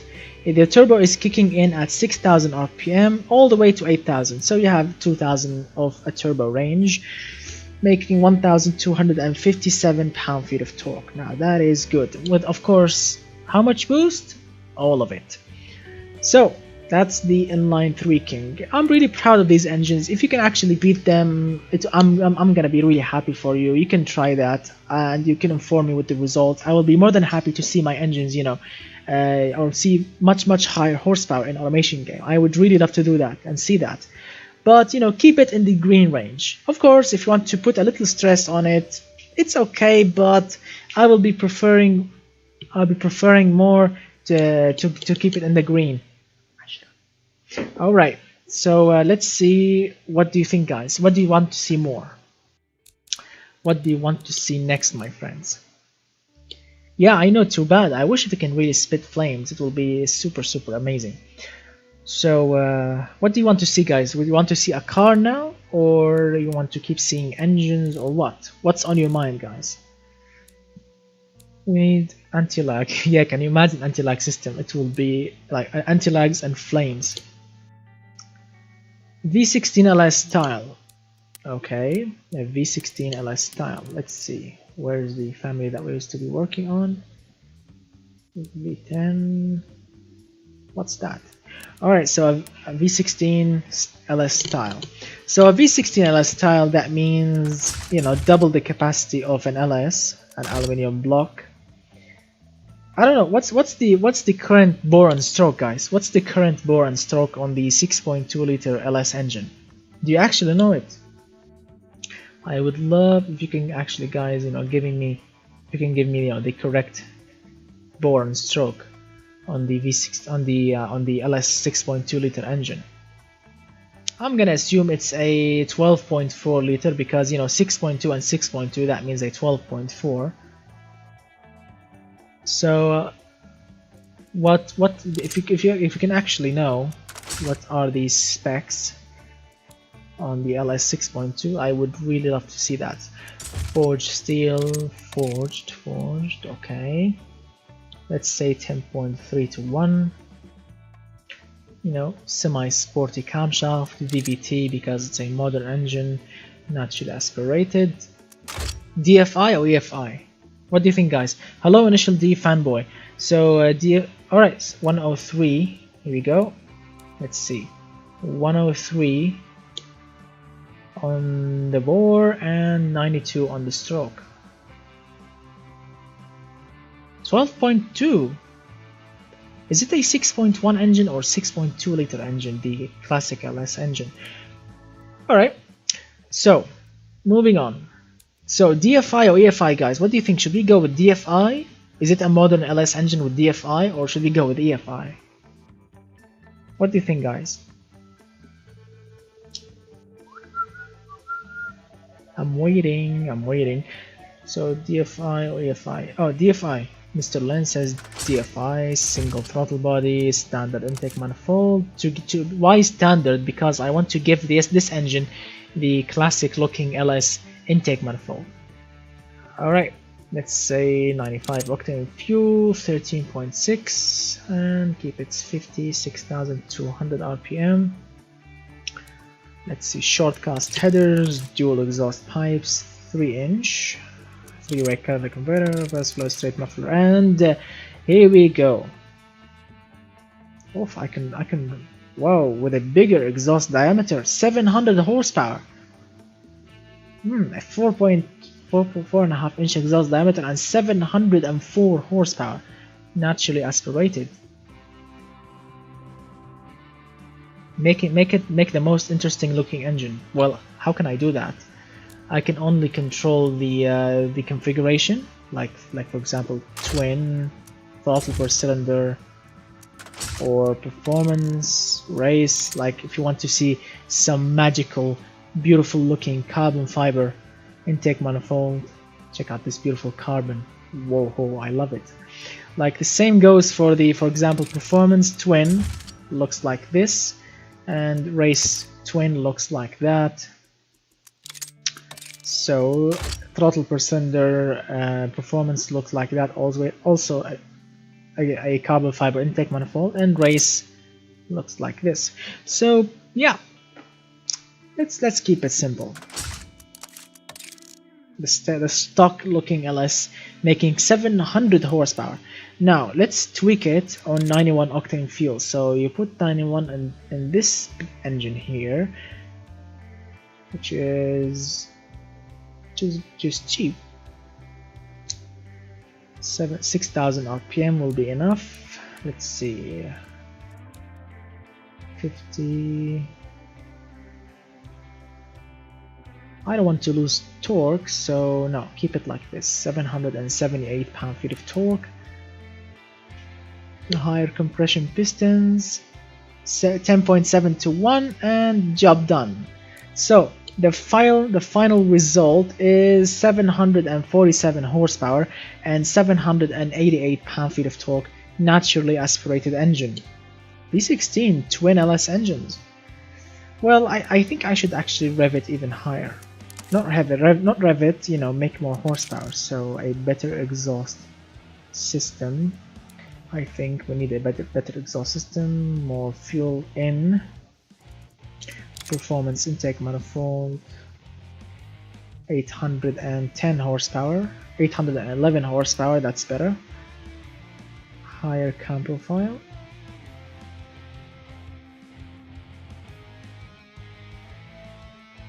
Here we go, here we go. Here we go, my friends.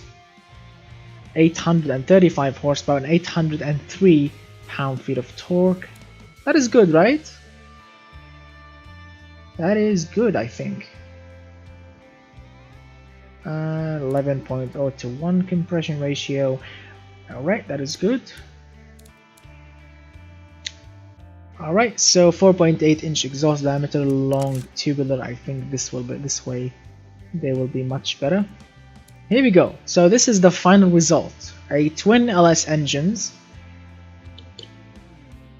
Twin LS engines in a single V16 engine, and look at it. It looks like a true beast. Whoa. Let's see the results. 857.9 horsepower at 6,000 RPM and 824 pound-feet of torque, running 91 octane fuel only. Wow. Put in cheap fuel in it and job done.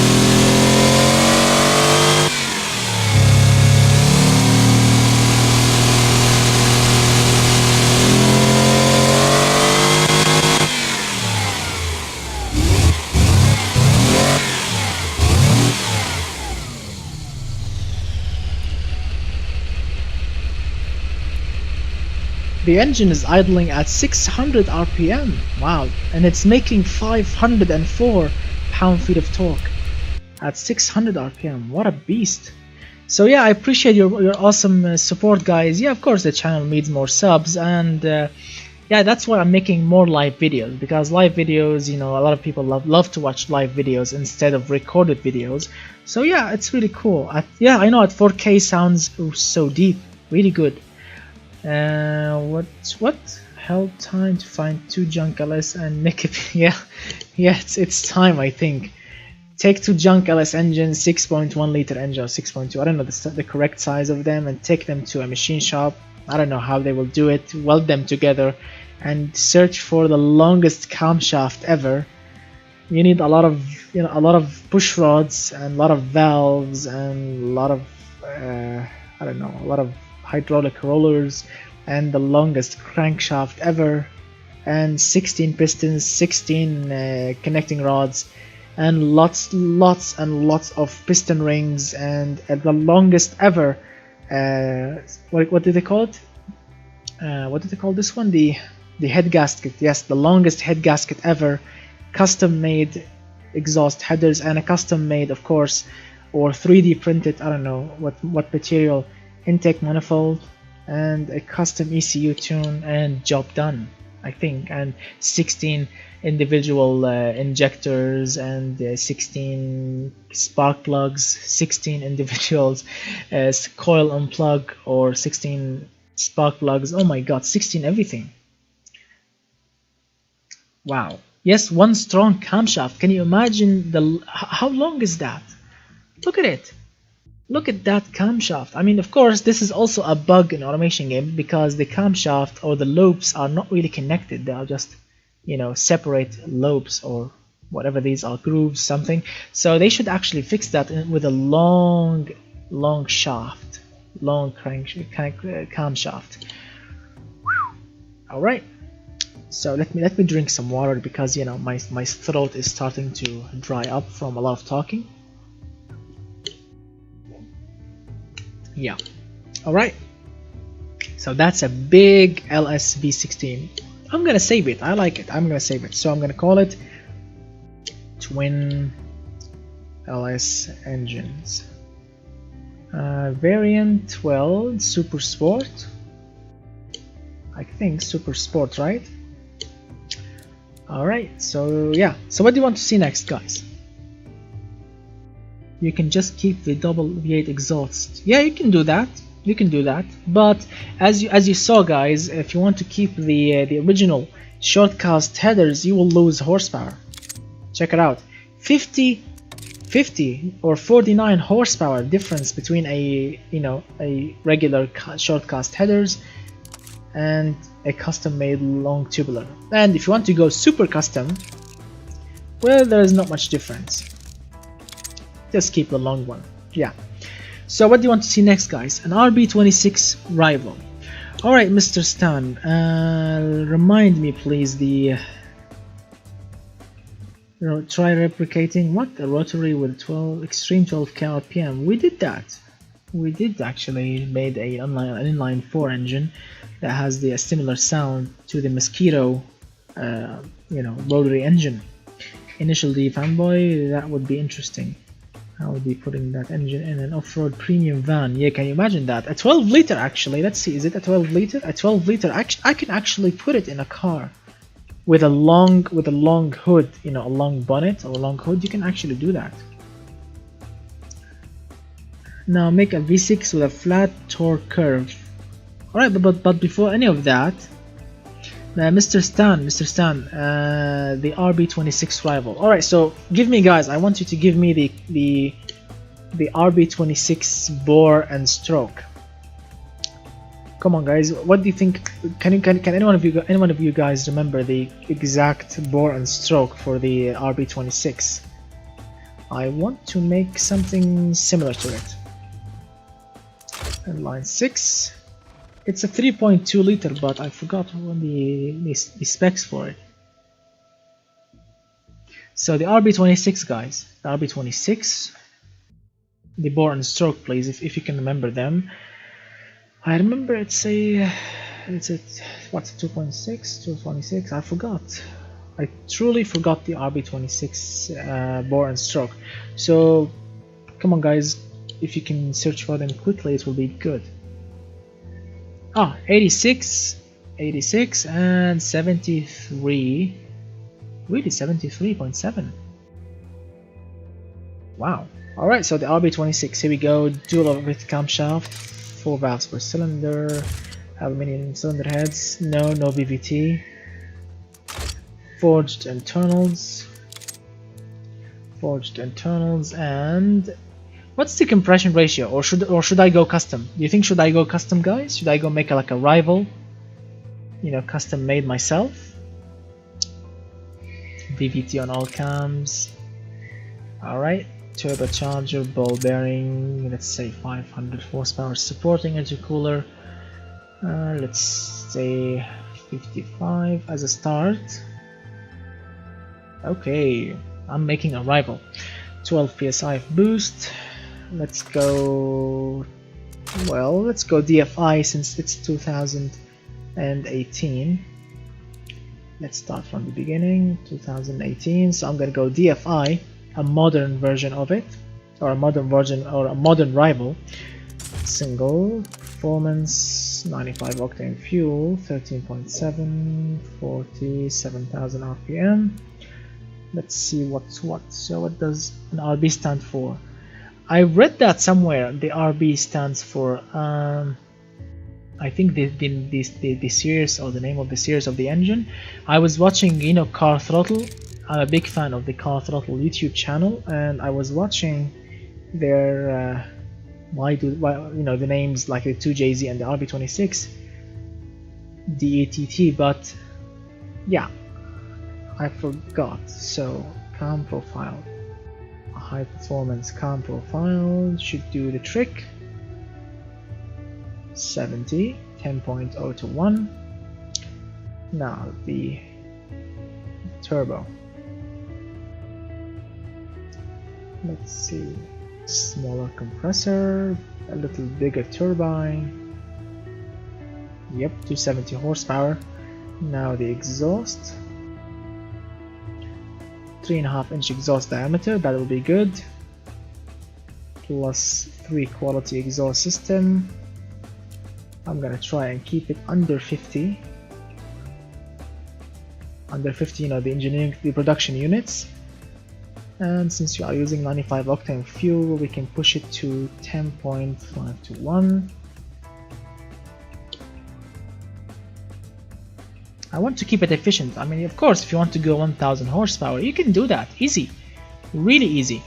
But I want to keep the engine efficient, also sporty and efficient at the same time, because there is no point of just, you know, putting a lot of power and a lot of torque and the turbo is spinning at, you know, at the end of the RPM range, which is not really efficient.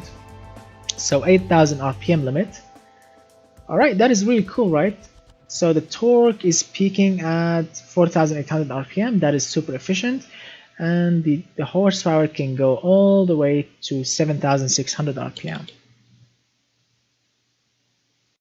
Yeah.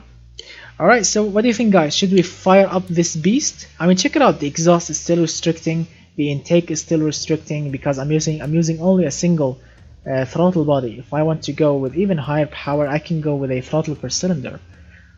What do you think? Should I go with throttle per cylinder or ITBs, or should I keep it like this right now? Because right now the engine is making 321 horsepower and 305 pound-feet of torque, and it's a 23.7 efficiency, which is super efficient, and it's lightweight, it's smooth, it's quiet, it's really good. ITBs for sure. Okay. Whoa, check out the difference. Yes, we have lost a little bit of torque and lots of torque actually, and gained 3 extra horsepower. Alright, so the exhaust now. We need a bigger exhaust diameter. And we are knocking as well. 331 horsepower, that is really good. Alright, here we go, here we go. 4-inch exhaust diameter. Can you imagine a 4-inch exhaust diameter? Wow, that is huge. Or 102 millimeters. So 343 horsepower, guys. So 343 horsepower and 302 pound-feet of torque, running on 13 psi of boost. Yeah, I don't want to make the engine super inefficient. So that's good, right?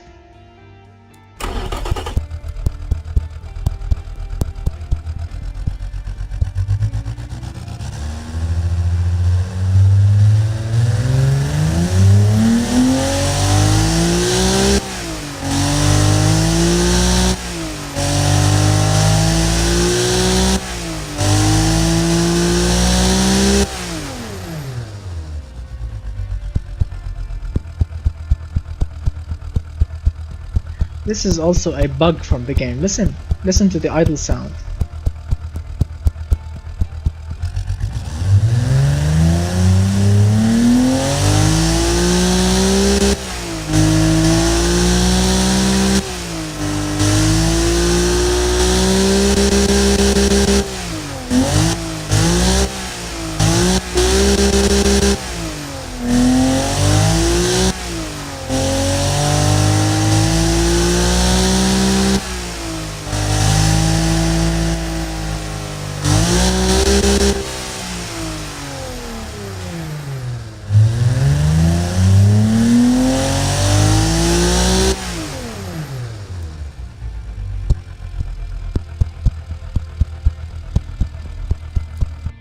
Wow, the horsepower is actually very nice. I like it. So I think the RB26 has 276 horsepower from the factory. A lot of dudes reported 300 horsepower on the dyno, and for, I don't know, yeah, really good. So if I want to make a factory, this is like a factory.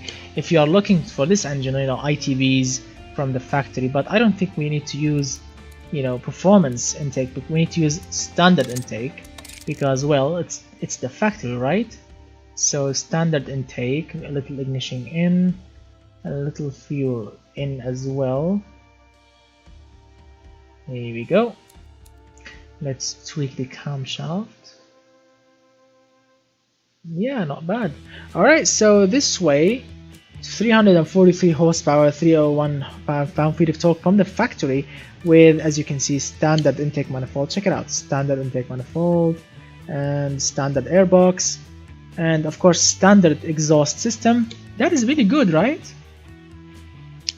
That is really good. Yep, pop pop pop.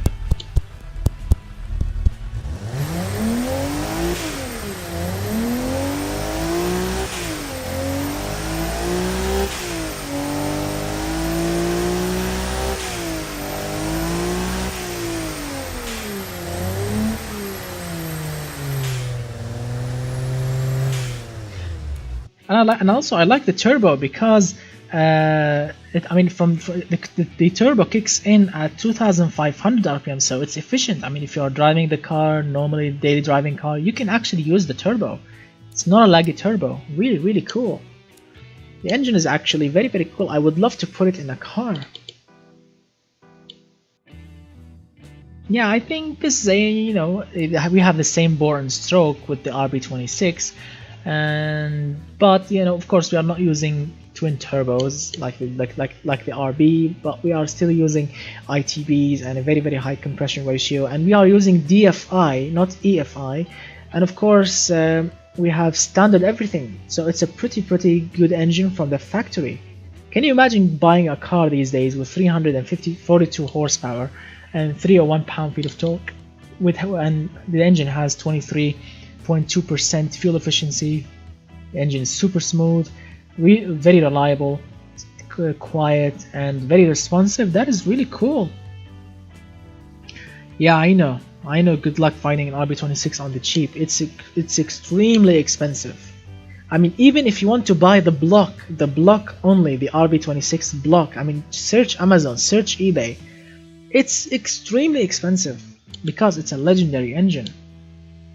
Yeah, even the block alone, and even if you have the block, even if you have a block ready to rebuild, buying the cylinder head is very expensive. Buying, you know, special tough forged internals are really expensive. Buying the turbo alone, if you want to buy you know, a good turbo from Garrett or from Honeywell or whatever company, that's also not cheap. Camshafts not cheap, piston rings, exhaust system, oh, everything is cheap because, yeah, it's an RB26, my friend. Can you imagine saying to everyone that you have an RB26? That is really legendary. That's why it's really expensive. Whew. So what do you want to see next, guys? Do you want me to put this engine in a car? You want me to put this rival in a car? Because I would love to do that. Yeah. What do you think? Should we put this engine in a car? I would love to put it in a car. Let's see what kind of car I should choose, because I've made so many cars and I'm not gonna make anyone from the scratch. So let's see which car should fit the application. Alright, so the AM actually can work perfect here. The AM, the Ringo Ute, the NA 411, no, Thirsty Van. Yeah, this is the Thirsty Van that I've told you about, guys. The Rona, no. SS, this is like a special version of the Crown Vic car, or the Cup car, 4.6 liter turbo, 360 horsepower. The El Diablo, very good. Radiator. Let's see, CS. I've made so much crazy cars. Yeah, Fast and Furious 2. Yeah, this is the drag racing monster here. This is the 300. Yeah, this is the Ringer. No. Wow, I have so many cars. I'm searching for a good one so we can actually put the engine in it and start driving it.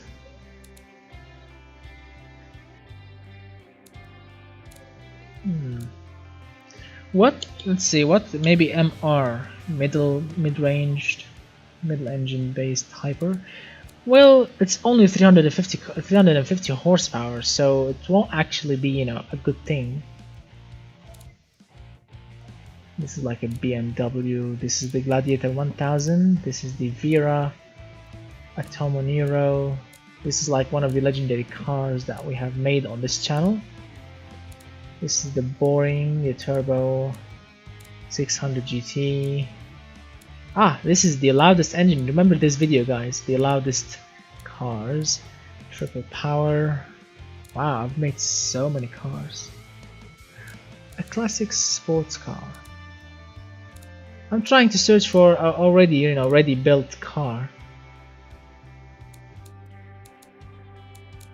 The V12 King in a car. This is the pickup truck that I've told you about, guys. This is the pickup truck that I've told you about with the Boxer 6. You can find the video on my channel if you want to watch it with the same Boxer 6 that sounds like a pickup truck.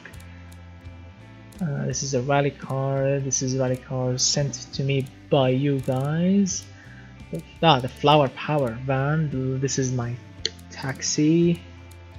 These are the Trabant. This is a Trabant, guys. Some dude sent me a Trabant with, I don't know, some sort of an engine in it. How about putting the RP26 inside the Trabant? The Rebel, which one? Do I have a Rebel car? I think I have a Rebel car. Where is it? Rebel. So let's search for the Rebel, and if not, I'm gonna put it in the Trabant. Where is the Rebel? I totally forgot. Ah, here we go, the Rebel. Really? You want me to put it in the Rebel? Rebel or Trabant? A lot of guys wants to see the Trabant.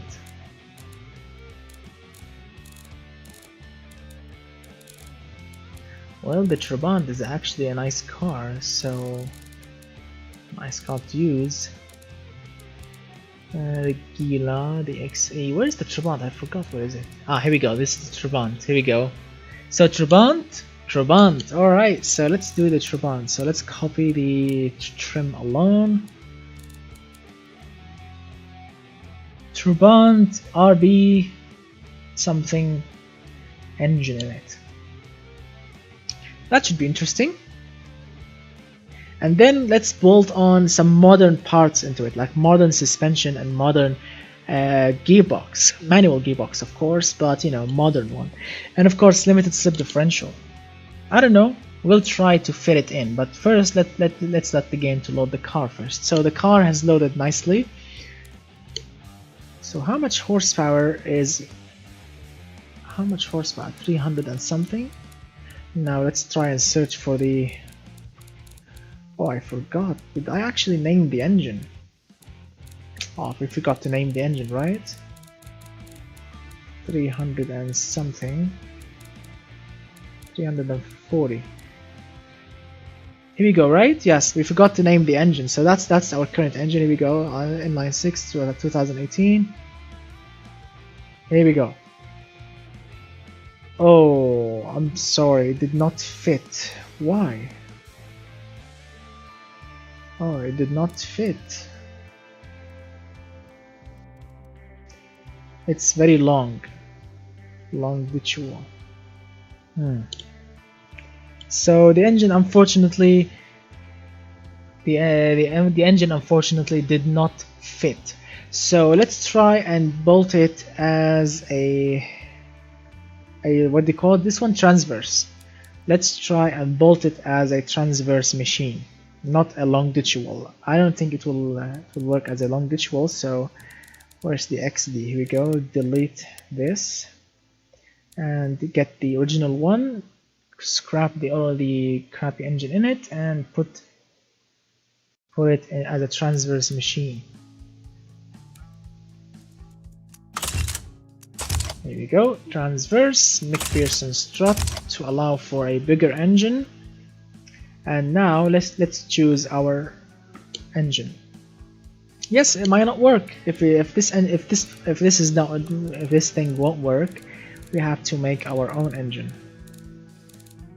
Let's search for it first. 300 horsepower, 310, 33, and here we go. Come on, fit. Ah, come on, it did not fit as well. Oh, crap. Still very long. Still very, very long, my friends. Yeah, unfortunately, this thing will not fit. So,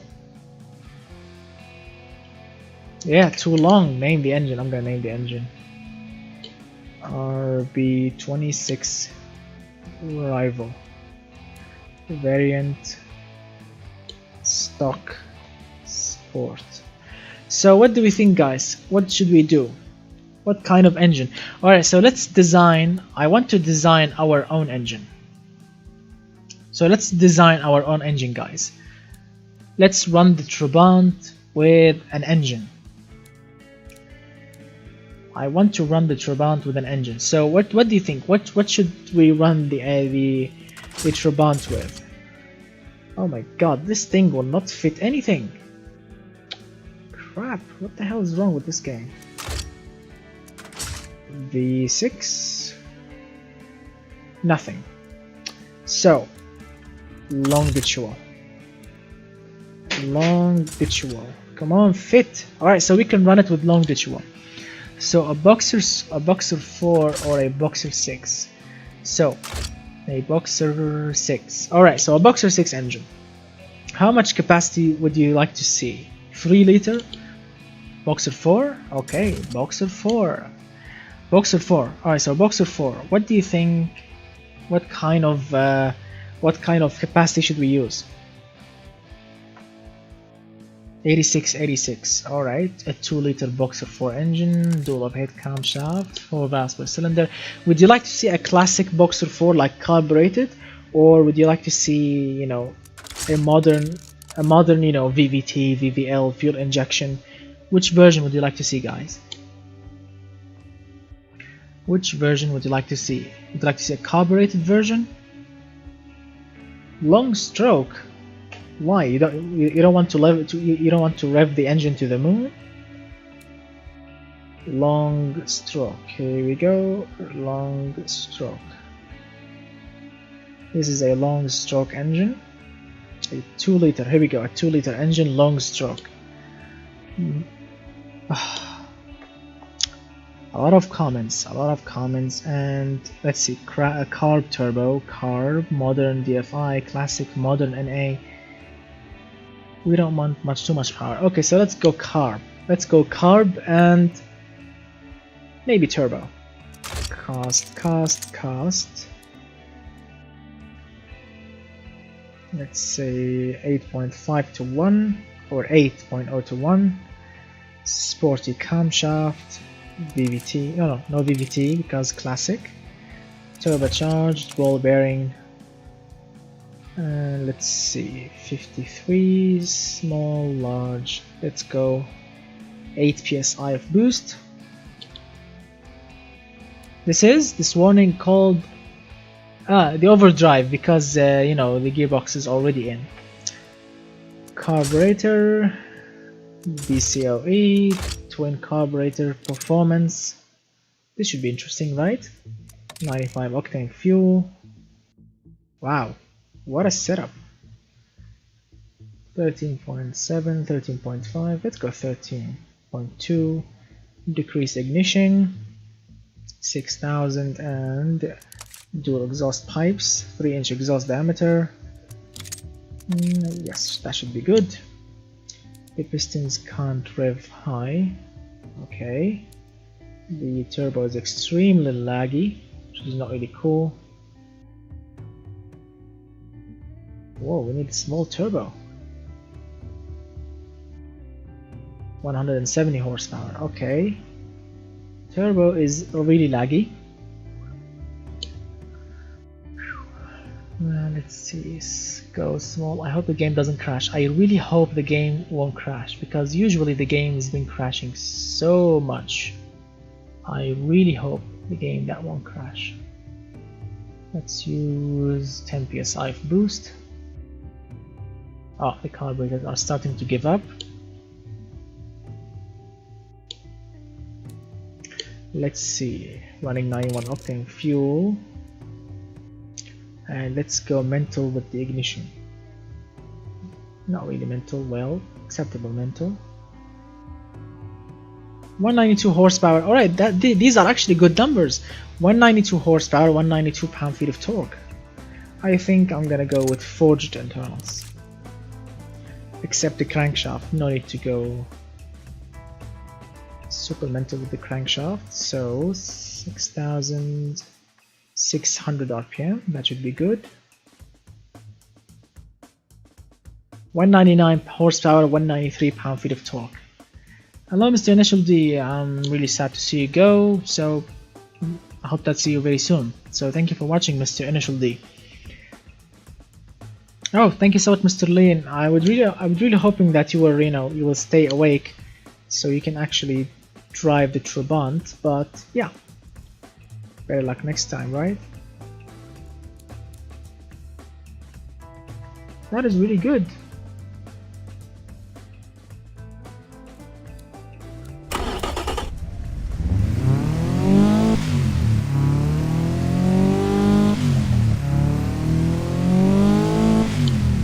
Oh, sorry, Mr. Initial D. I thought you were going to sleep.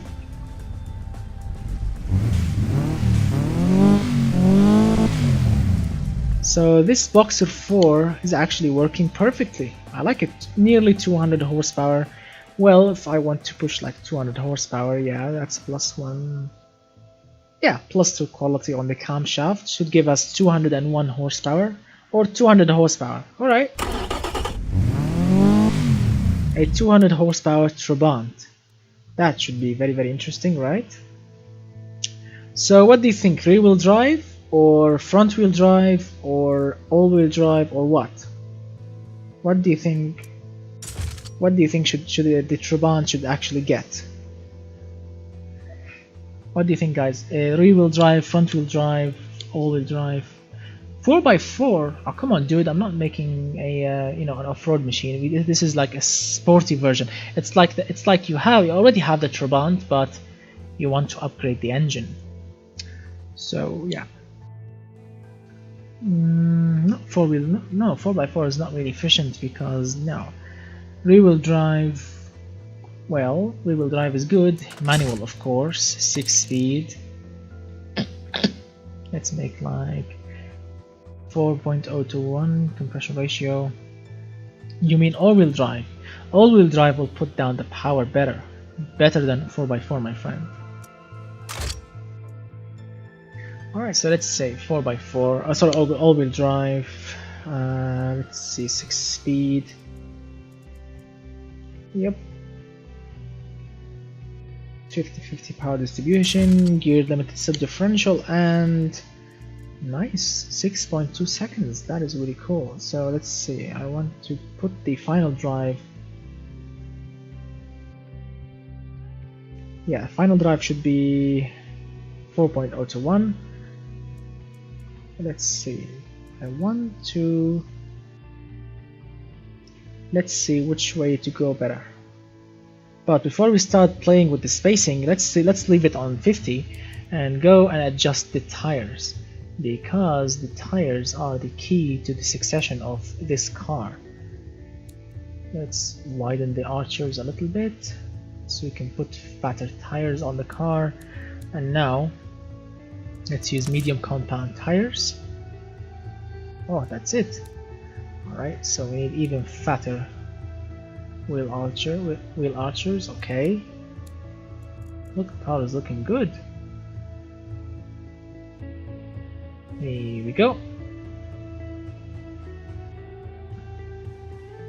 Not bad. 195, 185. Yep. Rear offset should help. That's good. 14-inch leaveless steel rims. Really, want to see front wheel drive? Well, we can actually go front wheel drive if you want. The wheel spin is actually less, so let's tweak. If you want to see front wheel drive, I can give you front wheel drive. It will actually drive much better.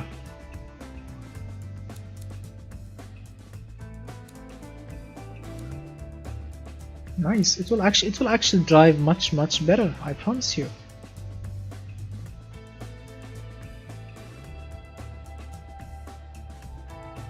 Let's try and put it like this. 4.40 to 1. This should be a great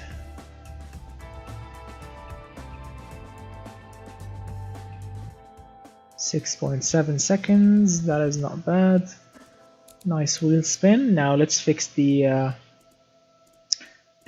brakes because they are definitely fading.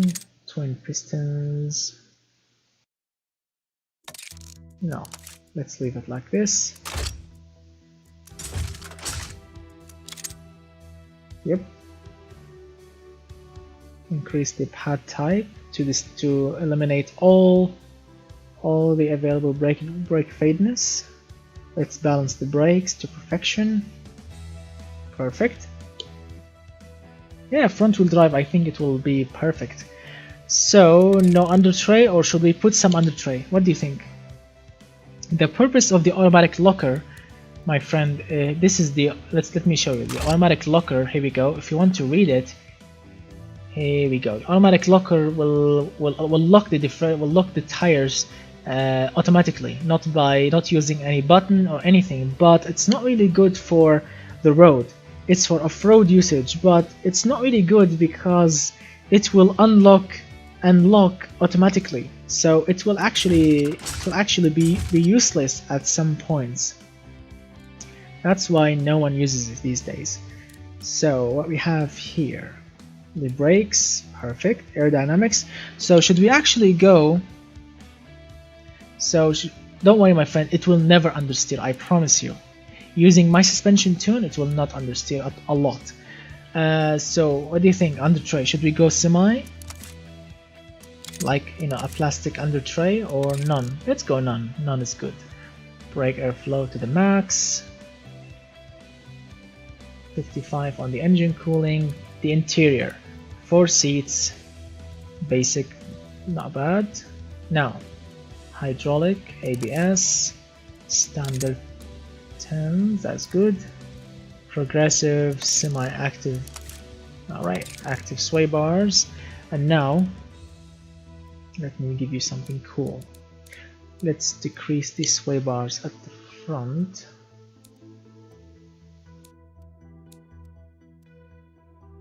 Wow, who'd have believed that? Who would have believed that it was better?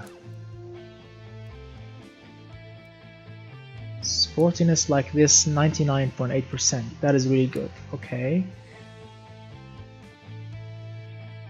So should we lower it?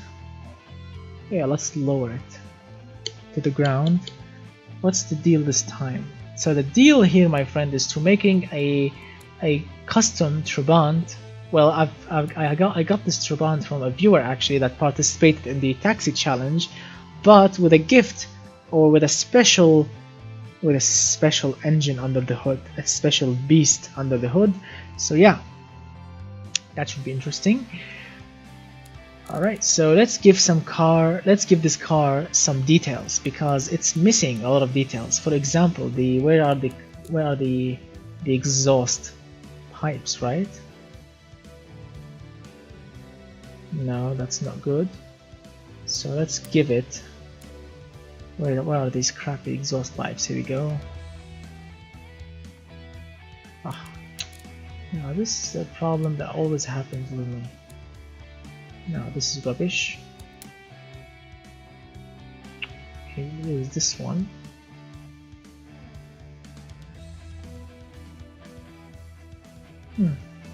Looks authentic enough, I think. Maybe.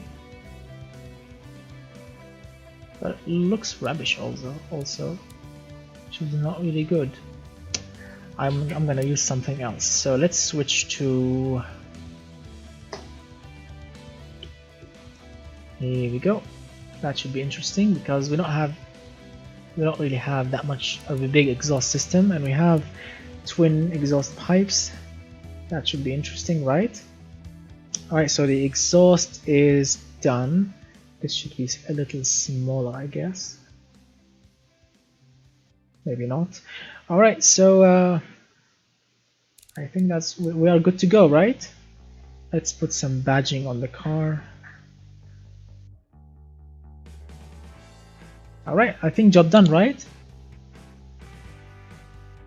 And let's change... Should we change the color? Yeah, I think this one is looking better, right? The bumpers. Yeah, that's why it's looking better, right? Rims, where's the alloy steel? Here we go. The brakes, well, the brakes. Red brake calipers, no, why not? Alright, so job done, right? So we are ready to drive the Trabant. Where is the fuel filler cap? Here. We need an antenna. We need an antenna because we have a radio in the car.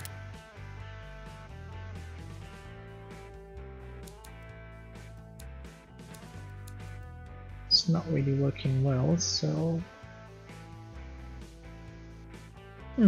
not bad, right?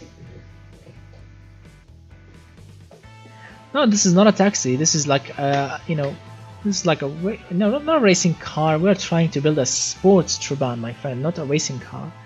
So what I'm gonna put on the side is no, not like this. Also not like this. So what's the word here? Twin cam EFI? No. Turbo. Turbo badge on the side. Because we are really running a turbo. And don't mirror the word because it will come out backwards. Here we go. The yellow car. Turbo. That should be perfect, right? And let's job done, right? Job done? Or do you think we should add something else? Should we change the rims? Do you think we should change the rims, or should we keep the original rims? What do you think, guys? Original rims, or should we change them? Like put something sporty on it, like this, or something racing like this, BBS. So what should we use on it? Classic like this, basic, sporty, rubbish, not bad, not good. And yes, we need some side mirrors. Wow, I haven't actually paid attention to that. What I really liked on this car are these. What do you think? These cool? These looking cool? What do you think, these rims? Basic? Alright, let's put basic mirrors on it. Basic mirrors. These should be cool, right?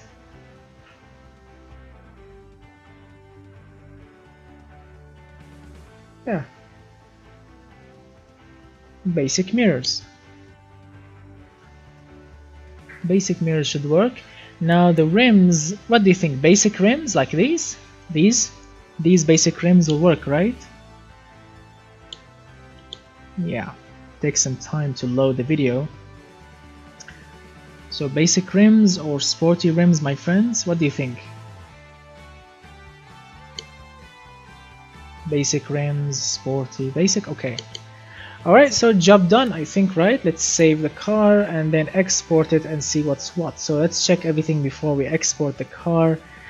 I want to check the suspension before I go. Still 99.8, no understeering whatsoever.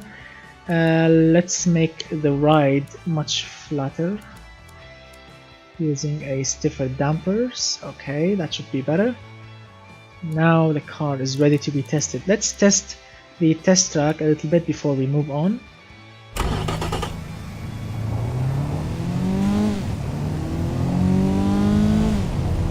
Nice. 2 minutes 28 for a Trabant. That is amazing. 6.5 seconds from 0 to 100 time. Let's see if we can actually get quicker. I want to get... I'm seeing if I can get like to 6.4 seconds. Sometimes if you are being really careful, you can actually get that. And sometimes not.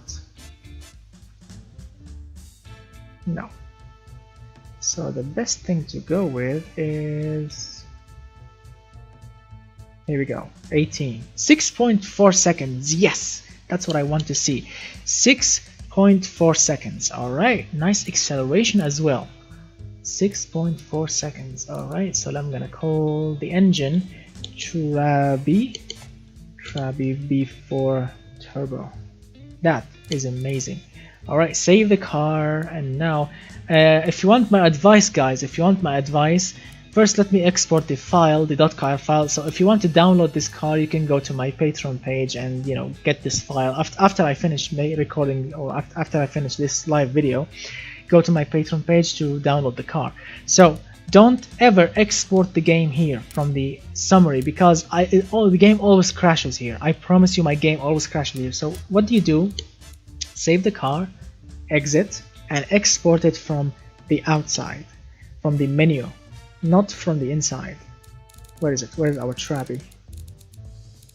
Ah, here we go. Here we go. The XD. Here we go. Now export. This way, the game like 99% will never crash. Here we go. The car is ready. Export. This should be interesting, right? And should be done in a moment. Here we go, done. Now let's exit automation game and boot the BeamNG.drive. The next challenge, well my friend, I'm taking some time off challenges because I've been very busy lately. Yes, I'm free tonight or today, but I've been taking some time off because I'm really happy that the viewers or the subscriber numbers is getting higher, but that means much more cars, and I need some time off, and I need to be brave when I want to release the new challenge. So the game is launching right now.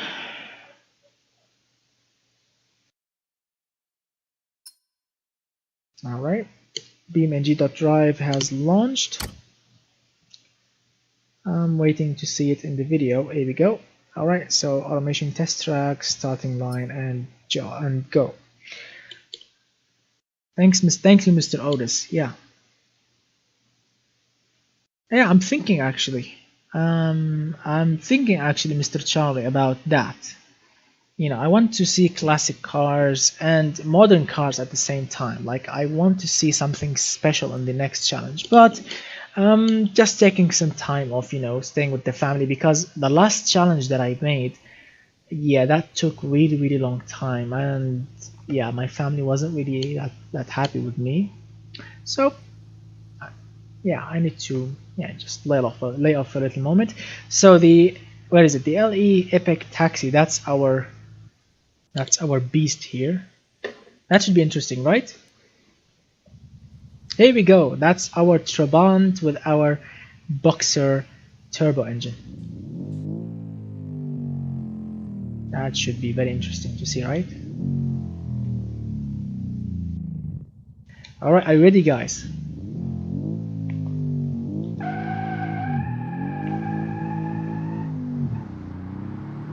Come on, Trabi.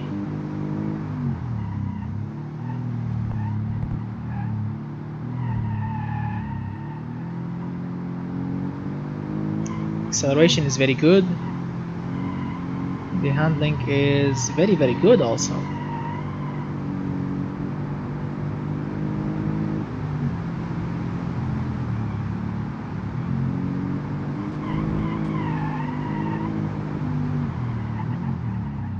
And now we have ABS, so we can actually put on some great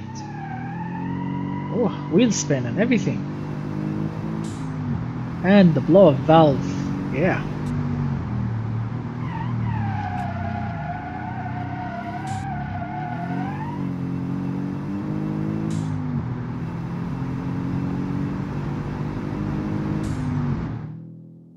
Come on, Trabi. What a beast. 170. 180. But not much aerodynamics on the car, so yeah. So it could be a little bit unsafe at 200, but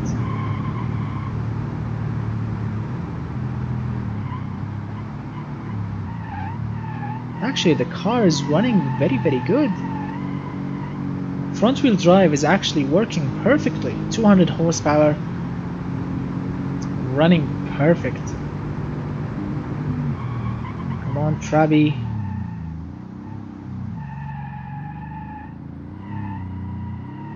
The engine is very balanced, the suspension is very good, the brakes balanced perfectly. The tires are medium compound. I'm sorry guys, I'm not really paying any attention to the comments right now because I'm focusing on driving.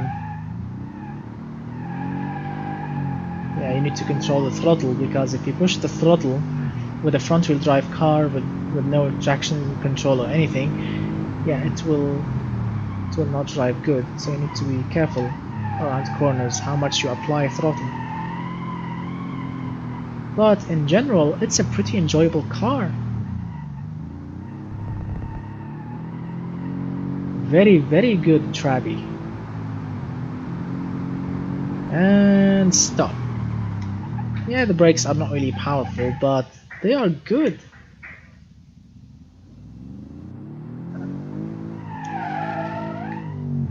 You can actually have some great fun with it. You can apply some handbrake and enjoy.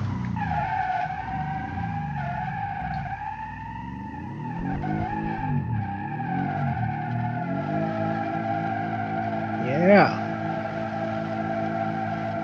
Come on, Trabi.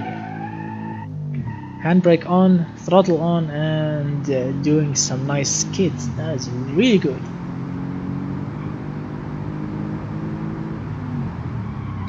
Let's drive it on the top of the mountain.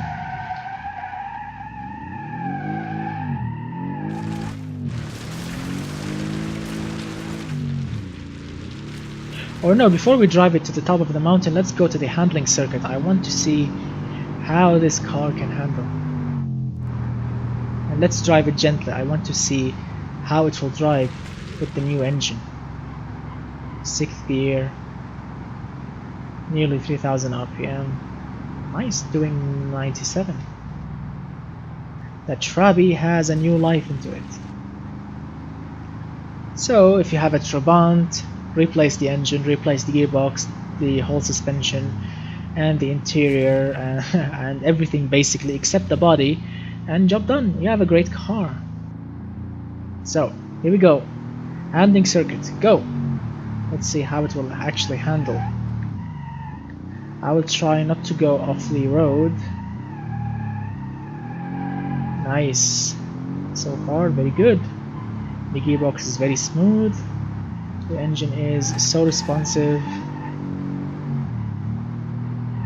The suspension is actually very good. The brakes are perfect. Wow, it's really enjoyable, guys. I promise you, when you finish watching this video, when I close this live video, go to my Patreon page. Don't worry, it's free, and download this car and play it with your games. Play it, enjoy it. It's really enjoyable. You can get a lot of cars on my Patreon page that I made before. You can support the channel over there. You can do a lot of crazy things on my Patreon page. That is a truly enjoyable handling machine. Who thought that a Trabant can actually be this much fun? I bet the people who designed the Trabant back then, if they can actually see like what can modern parts, modern suspension, modern engines and gearbox, what can they do with their classic creation, they will be amazed. What a machine.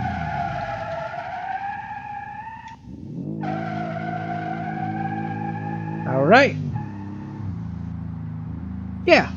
you know, no, actually no, cheap. No, this is actually not made in Russia. I think this was made in East Germany, and the body is not made from steel, my friend. It was made from Duraplast, which is a mix between cotton and something, I don't know, something crappy. But the body never dies.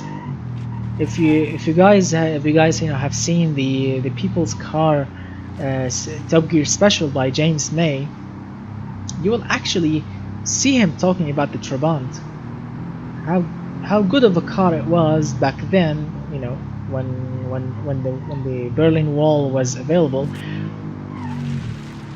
But yeah, as a car it was crap, but as a symbol, you know, of freedom, when the Berlin Wall, you know, came down, that was a very good thing. But a lot of enthusiasts these days in Germany, or I don't know what countries they are driving these cars these days, they are actually engine swapping it, and they are tuning them, they are making them super fun to drive.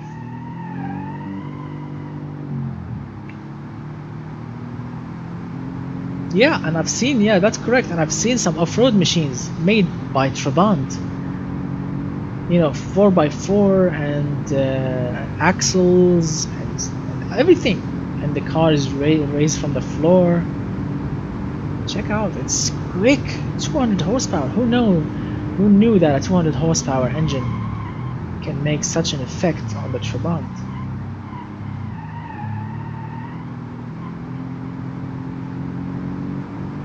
That is cool.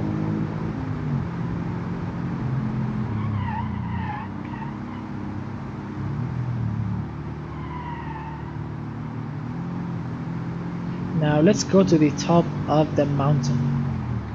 You know, give it like a nice driving, cornering, and everything else. Alright, here we go.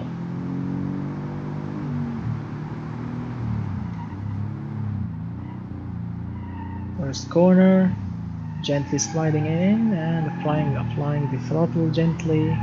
Second corner, good. Third corner, all the way on second gear. Here we go. Power, very good amount of power, very good amount of torque. The Boxer 4 is actually a very nice idea for this car. At first I thought, alright, I'm gonna put a Boxer 6 in it, but Boxer 6 is too much power. 200 horsepower for a Trabant, perfect. More than 200, it will be like, oh, sorry about that.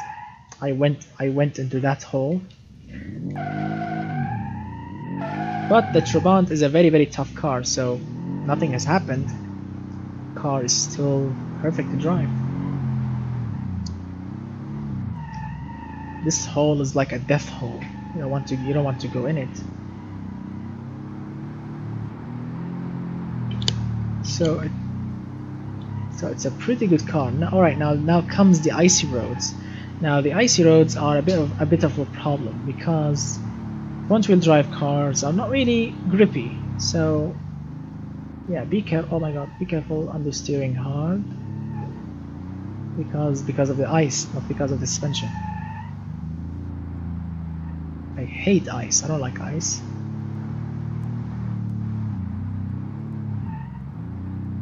Come on, be gentle on the throttle, be gentle on the steering. We don't want to crash the Trabant. Here we go, and the top. Here we go. We have reached. That is a nice car. So what do you think about the Trabant, guys, with the new engine? Do you actually like it? Do you like the conversion, the you know, the lower ride height, the modern suspension, everything on the new Trabant? It looks very cool. All right, so what? I wasn't actually reading the comments. What do you mean do that? No, the steel crab made this car. Make an off-road machine with lots of torque. I have a torquey engine, an off-road machine with a V16. I actually made a pickup truck, 4x4, and a V16 engine, but it's not available right now in the menu because I have them in a separate file. And do some off-road. Also make an SUV. All right, let me show you my current cars. All right, Trabi. we need to go home first. So, so let me close the game first. Let me close the game. Here we go. And I need to open my here we go. Where is it? Music, downloads, logos, my cars. Here we go. My cars. Here we go. So these are all of my cars, as you can see. Let me get all of these files. Here we go. And let's go to the, where is the documents? Documents, here we go. Documents, and now BeamNG.drive, here we go. Mods. So here is where I'm going to put all of my cars. So my cars are like 1 gigabyte of cars, so they are like a bit, a bit large when it comes to cars. But don't worry, I made a lot of cars, and one of them is actually a V16 pickup truck. Very torquey, super torquey. So now what I'm gonna do is I'm gonna take some of the cars that was sent to me for the challenge and actually put them in a separate file, which is in E driver BeamNG cars. Here you go. So in this file, guys, this BeamNG file here, there are all of your creations, all of the creation that you have sent to me in all of the challenges. All of them are in this file here. Everything. And this file weighs around 2.71 gigabytes. So it's a pretty fat file.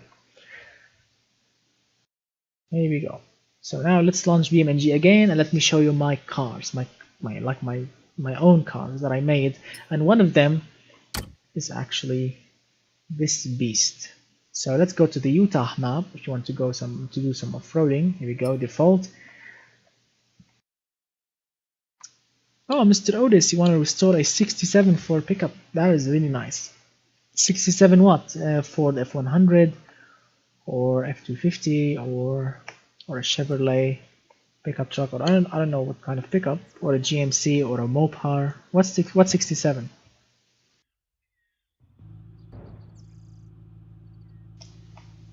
Now throw it off the cliff. That is funny. All right, so let's see my cars type. Here we go, type. All right, so these are all of the cars that I made. That I made an automation game since we have started this channel so far. Some of them are your own cars because I kept them in my file because I like them. Some of them, actually all of them are mine. Alright, so let's see what's what. My crazy creations. Here's the Trabant, there's the taxi, here's the cop car, and yes, here's the one, the Mark XR truck V16 turbo. So this is a pickup truck. So this is a pickup truck that was made. Isuzu make their own engines, gearbox, and chassis, everything, because they are owned by the mother company. That's cool. So this is the pickup truck that I was telling you about. It has a it's not turbo. I forgot. I made it naturally aspirated. So it has a V16 engine. I forgot, maybe a 7-8 liter, something like this. Naturally aspirated with a lot of torque. This engine was made specifically to make very good amount of torque. Yep, basic pickup truck, like nothing special.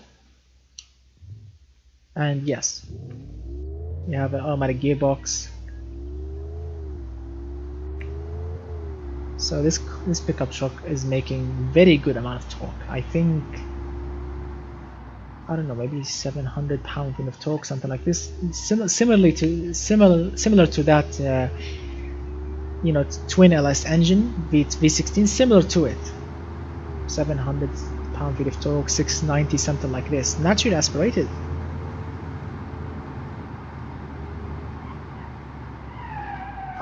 And this car understeers hard because, well, it's an off-road machine.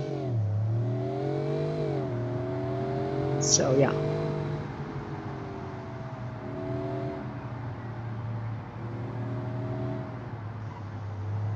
So let's try and do some off-roading. Let's find a cool course and start to... how about this?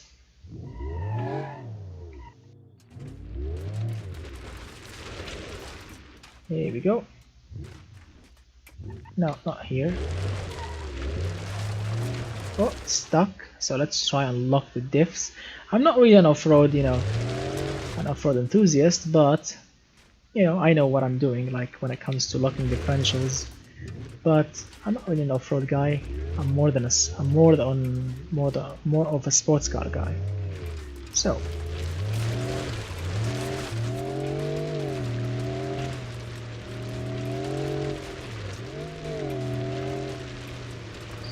let's see. So it's a nice truck to drive off the road because it can oversteer and it can understeer nicely.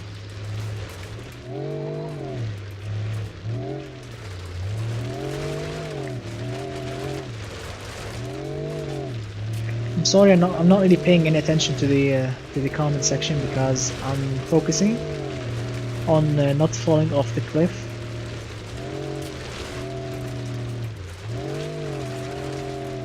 This engine is all about torque, not horsepower, not RPM. No, only torque. Super long stroke.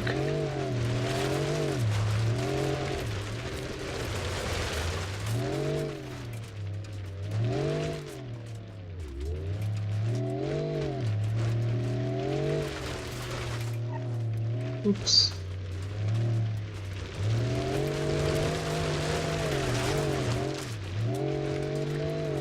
Is that a jump? Whoop whoop! Hooray! And crashing the car. Yep. So that was actually a nice jump, but it was really nice. So let's try and go the other way. Can we actually jump it like this? I want to jump it.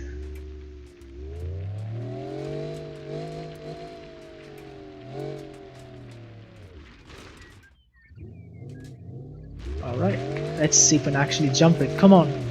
Come on, torque. Come on, power. Give me everything you got, and... no. Wow.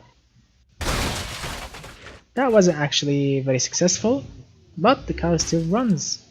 Yeah, it's a little bit bented, but... yeah, but it's not bad, right?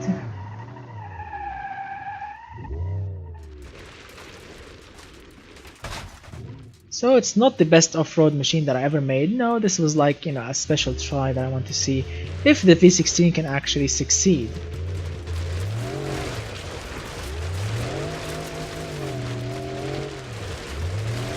And this pickup truck can actually put like 3 tons in the back of it. I'm not kidding. 3 tons, or to be specific, 2,900 and I don't know, something like this. But nearly 3 tons of cargo. Job done. It will haul it all day, all night long. And the engine is actually not that thirsty. It's actually efficient.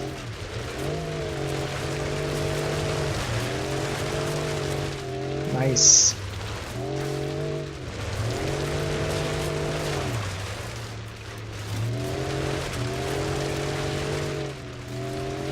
It's really fun. Let's try and go up that hill.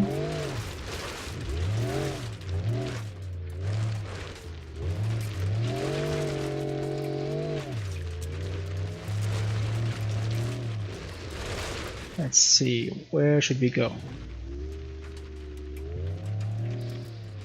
I want to go, let's see if we can actually manage to go over there, or maybe we will get stuck, who knows. Yes, of course, it's not really... come on! Nope. As I've mentioned before, I'm not really a good off-road guy, but I don't give up. I don't give up that easy. So even if I'm gonna crush the car, I want to go over there. Nope. Alright, I give up, I don't care. So yeah, as I mentioned before, I'm not really a good off-road guy, but Yeah, it's really fun to go to a mobile places like places that normal cars can't go. I like the idea of that, but like I'm not as an extreme enthusiast. I like to see, you know, horsepower, superchargers, turbochargers, but some guys like to see, you know, differentials, ratios, transfer boxes, and a huge off-road tires. Some guys like that. I'm not actually one of them. So let's see, and if I can actually, if I have another off-road machine that I can have fun with it. So we have the Eagle V8 Turbo, a nice off-road machine, but not really capable of going super hard. We have the Ringer, but it understeers so hard. The Survival pickup truck is actually a nice car. Alright, I want to try this. The Z4900 Turbo. Yeah, this is an off-road machine with, I forgot. Oh yes, I forgot. I remembered now. This pickup truck has the famous 300 cubic inch Ford inline 6 engine, and in this version I turbocharged it. I have the naturally aspirated version, and of course the stock version. This is the turbocharged version. Let's lock the differentials, you know, just in case.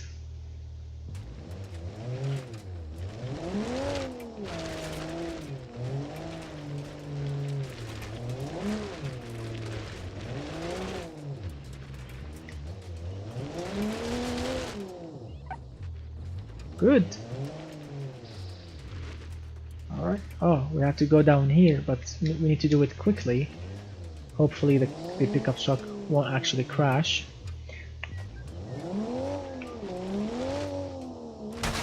Perfect.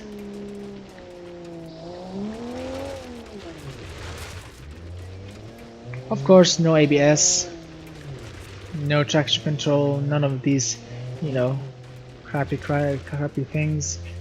This is a 1960s engine with, you know, a modern turbocharger on it. That's it, and the FI, I think.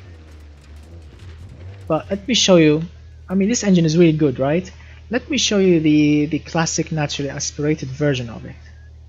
Here we go. The Z4900 RPM. 4900 was, oh yeah, I know the UAZ.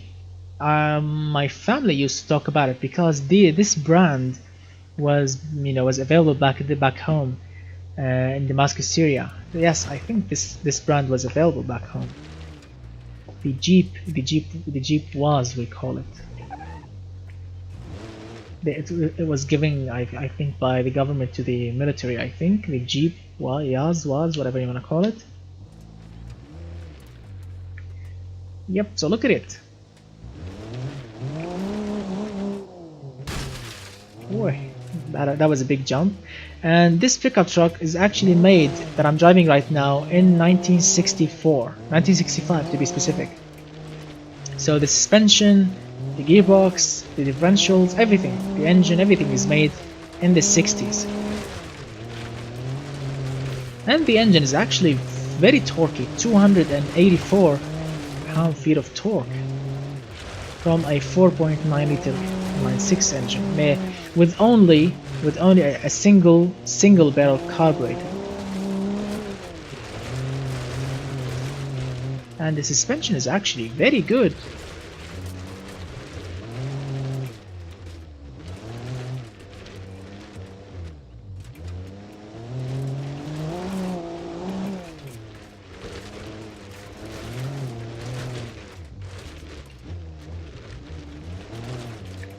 The suspension is definitely much better than that V16 off-roader or that V16 pickup truck, because that V16 pickup truck was like my first ever try to go off-roading in BeamNG.drive after Automation Game, you know, collaborated with BeamNG.drive. But now we got more experienced, and check it out, we can actually drive quick. Check out the suspension.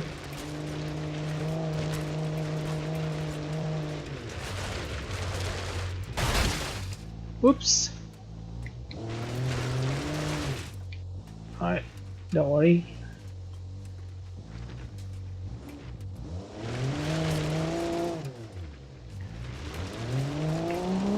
What a nice car.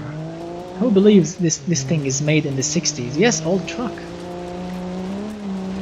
This thing is made in the 60s. And it's working nicely. We have a 1964 Ford 300 cubic inch inline 6 engine at the front. Very close to the stock specs. The same horsepower, the same torque, but you know the peaks are a bit you know different. The suspension, you know, was tuned for off-road usage, not for, you know, cornering or I want to go uphill. Come on, second gear. Come on, give me the torque. Not really, first gear. That is nice. Nicely done. 60s technology, 60s performance. Nice indeed. And you are running, I don't know, 92 or 98 octane fuel, leaded fuel, not unleaded, leaded.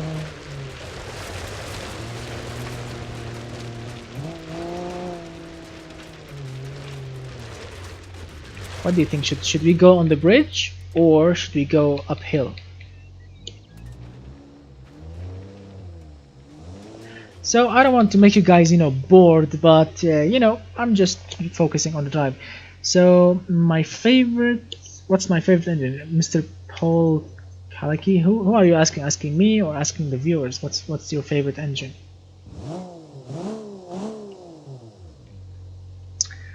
Alright, so enough driving slowly. Let's go and drive a bit too quickly. I want to drift a little bit and smoke some tires. And we can do that using our special friend, the Gladiator 1000. Yes, my friends, the Gladiator 1000. My favorite real engine is, of course, I don't know. I have a lot of you know favorite engines. The Crown Vic 4.6 liter, the 5 liter Mustang new engine, the LS engine comes to mind. Is a very good engine. The RB, all the RBs, and the 2JZ, of course, twin turbocharged one, and the SR engines are very cool. And the 4AGE inline 4 is actually a pretty good engine, and the Cummins diesel engine is actually a pretty tough beast. Yeah. So this is the Gladiator 1000. We have a twin turbocharged 7 liter V8 engine under the bonnet, making 1072 horsepower exactly, and 800 something pound-feet of torque. This whole ute is made by carbon fiber, push rods, rear suspension, and double wishbone front suspension. This thing is a beast, and it's all-wheel drive. Gladiator 1000. Ready? Steady? Yes. Acceleration from 0 to 100 in 2.1 seconds. Yes, my friends. 2.1 seconds.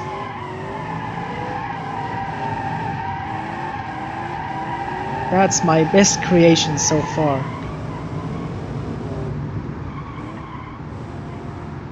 A true beast. Perfect performance, perfect handling.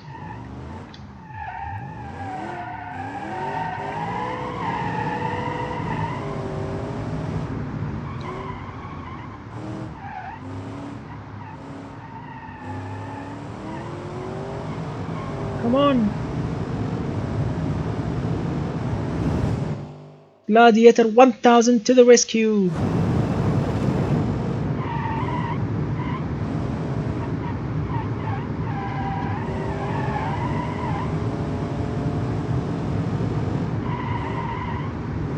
The fastest ute.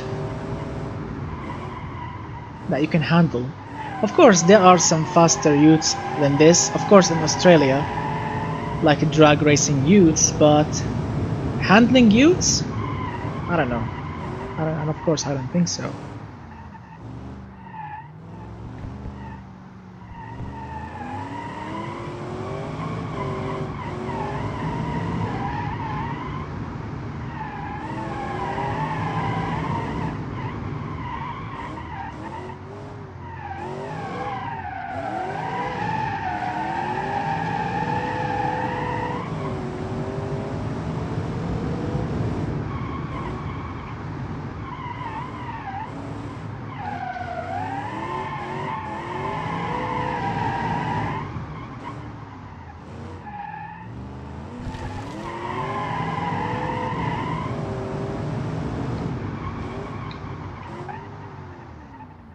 So, what do you think about the Gladiator 1000? This is by far my favorite creation in whole automation game.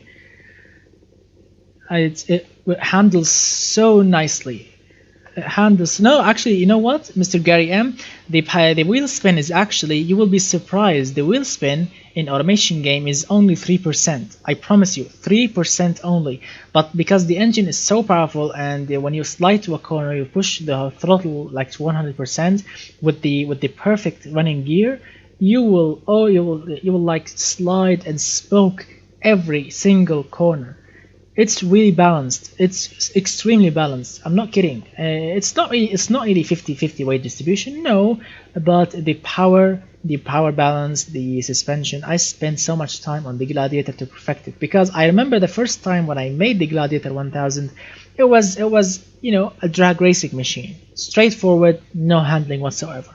But then I started to tweak the power distribution, the suspension, the sway bars and everything, and now it's a perfect machine. Also, if you want to get the Gladiator 1000, my friend, you can go to my Patreon page. The link, of course, it's not in the description right now, but the link in my previous videos, you can go to any previous video and you will find the link in the description below. Press the link, go to my Patreon page, and you can download the Gladiator 1000 and enjoy it and drive it in your game. It's perfect. It's ready with everything. You have indicators, you have reverse lights, everything. It's perfect. You want to do another lap?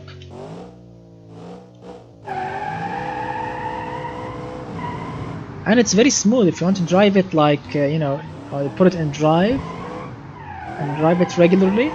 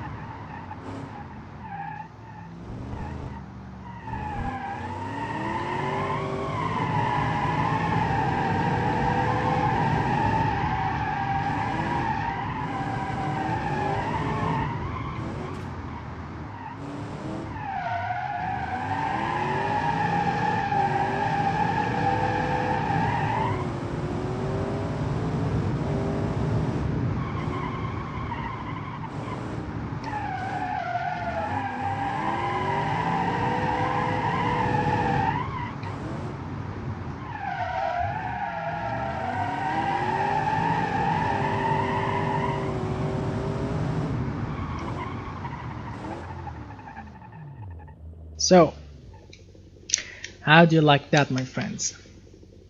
That is really awesome. I really like driving the Gladiator 1000 because it's a true beast and it can reach great high speeds if you want. Under the 500-pound mark, thinnest tires possible, are carbon fiber, smallest possible, inline 3, another. Which one was the under the 500-pound mark? No, I've never actually. This car was never actually meant to have any other engine. The first engine that I ever made with this car, I mean, the engine that is in the car right now, is still the same engine that I started with it. What I tweaked with this engine is I made it more efficient and I added a little bit extra boost to it, made it extra powerful, extra torquey, and that's it. Nothing else. Nothing else. Since day one, this car had the same twin turbo V8 engine. No other engine made its way into the Gladiator, and I don't know the exact weight on the car, but I think it's 1,000 kilogram, maybe less, maybe more, something like this. Yes, all carbon fiber, a true beast. Yes, all-wheel drive are the best. If you are building like 1,000 horsepower engine, or even higher than 1,000 horsepower engine, all-wheel drive is your friend. Really, all-wheel drive is your friend. That's it, no more. So as you can see, I have made a lot of crazy cars in the past, like the Proton Special A10. Let me show you this. This is actually a very nice car because this car, yes, this tiny engine under the hood is the Nissan A10 from the 60s also. It's a 1-liter engine, A10. It's not really powerful. It's very slow, but the engine sounds very cool. The car handles nicely, but yeah, it's very low on power. Can you guess how much horsepower this engine is? Don't worry, I can chat with you in the comments while you are guessing the horsepower of this beast. What do you think? What do you think the horsepower on this tiny beast? And don't be fooled by the car. The car is actually very lightweight. The car weighs only 800 kilograms. 800 kilograms only.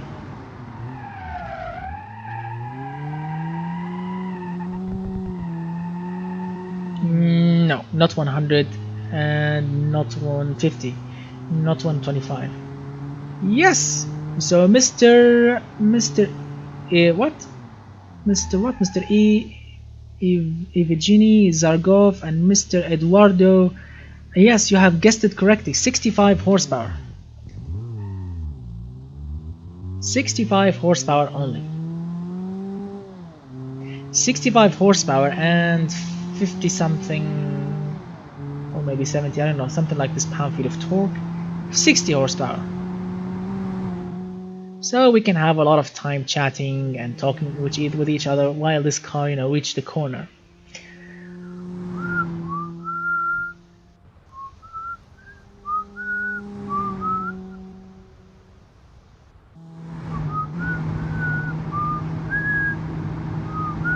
No need to use the brakes.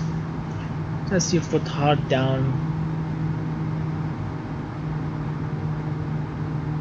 Yeah, the car is super light, 800 kilograms only.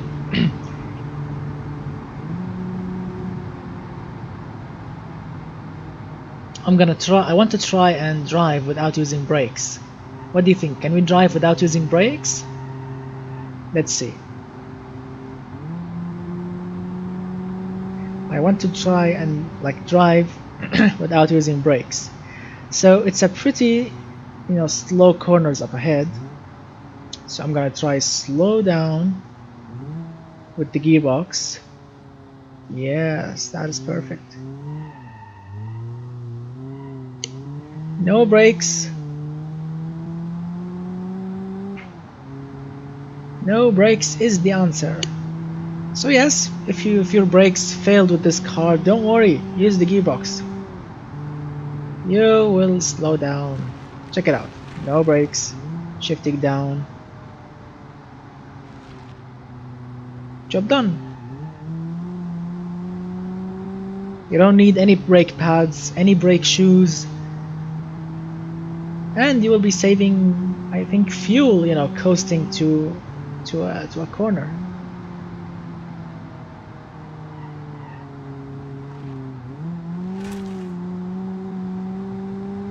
Wow, a whole, nearly a whole lap without brakes.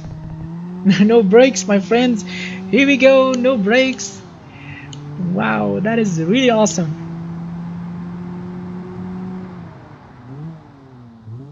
Of course, we need to stop here, but you can actually run it without brakes. That is really cool. And check out how tiny the engine is.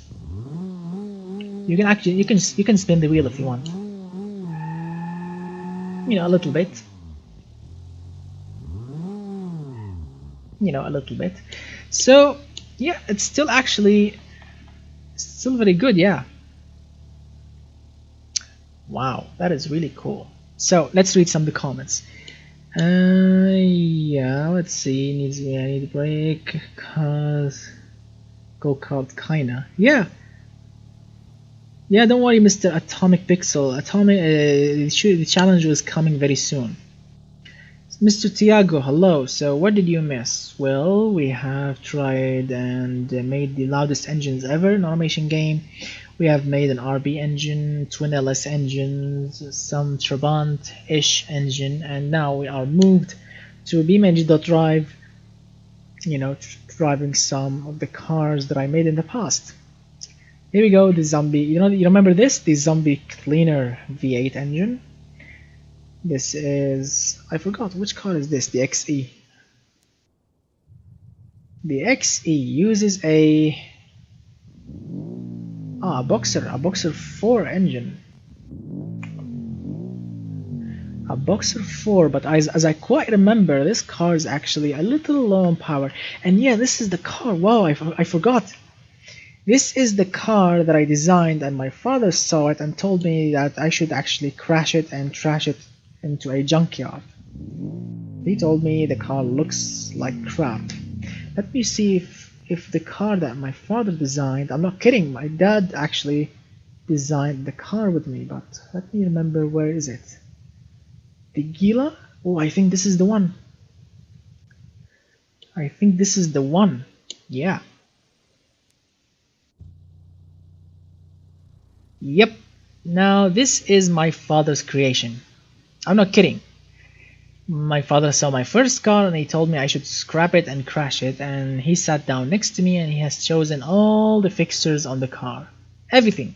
Door handles, tail lights, front light, everything. This is my dad's creation. It uses an inline 5 and the front, sorry, inline 4 turbo. Yeah. That was a very, very funny moment. So let's try and drive this beast here. Ah, sorry, traction control. Yep. It's not really powerful, you know, it's like a city car. But yeah, you are witnessing my father's creation. Looks cool, I mean, I like it. But yeah, he made fun of my first creation. He told me I should scrap my own car and get this one.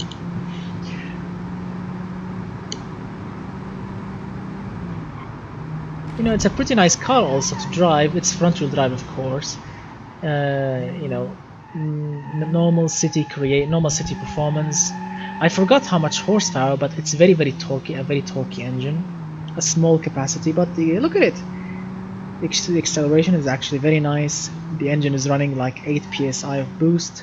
Very, very basic city, you know, city eco sporty performance. Check it out, looks nice actually, right? Yeah, that was really awesome. It's not really the quickest car, as you can see, but comparing that to the 60 horsepower 1964, that blue four-door sedan, this is like a Lamborghini compared to that car. 163 kilometers per hour. So yeah, it's a pretty nice car to drive. It's very comfortable, really comfortable. My father focused like all of, like the spring stiffness and everything to be on the soft side, but I tweaked it to be a little bit to the oversteery side because using understeering suspension tune is actually crap. So it's comfortable and it can oversteer a little bit. And yes, of course it can understeer. It can understeer because of the tires, but the suspension tune is soft and oversteery. And we have some active downforce on the car to be, extra efficient. As you can see, yes, it can understeer. Looks very nice.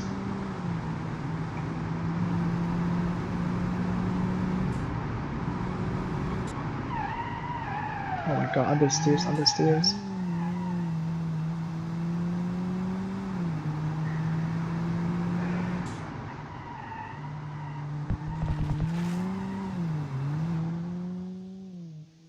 Yeah, come on. Second to last corner and across the line. Nice. So what do you think about my father's creation?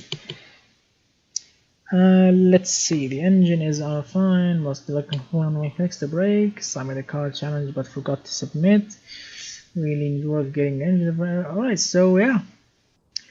So I've seen that you all guys chatting in something else, it's okay. I know it's a little bit boring. Now, let's try something a little exciting. This one. I've never actually cornered this van. This is a 1100 horsepower van. Yes, 1100 horsepower van. Powered by a 7-liter twin-turbo V8 engine, making 1100 horsepower, double wishbone front and rear suspension, ladder chassis, very nice loading cargo. It can carry like 1.2 tons.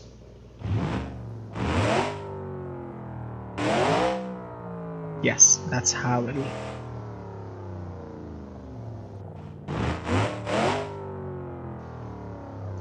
Alright, let's see if this van can corner. I remember tweaking this van, to the straight line action, but not for cornering. The Gem Tough SUV. It's my creation. I don't know, Mr. Gary M.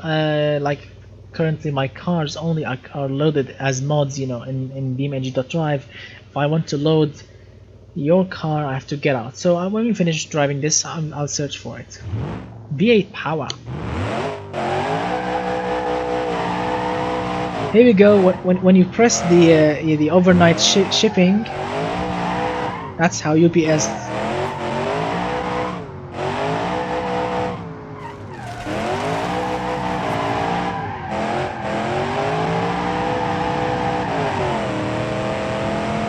Whoa! It's a little scary. It can corner nicely.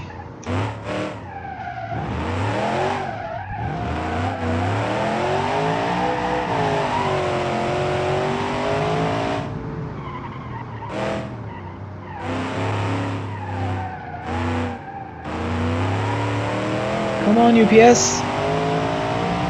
Deliver. Check out the van. Woohoo!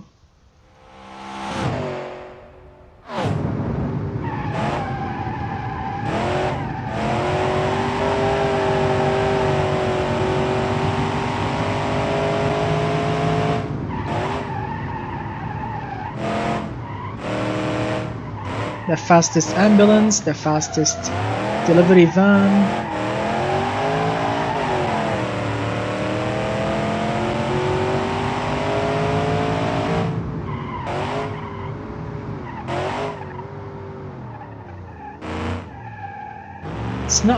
It's not really as sharp as the Gladiator, but it's quick.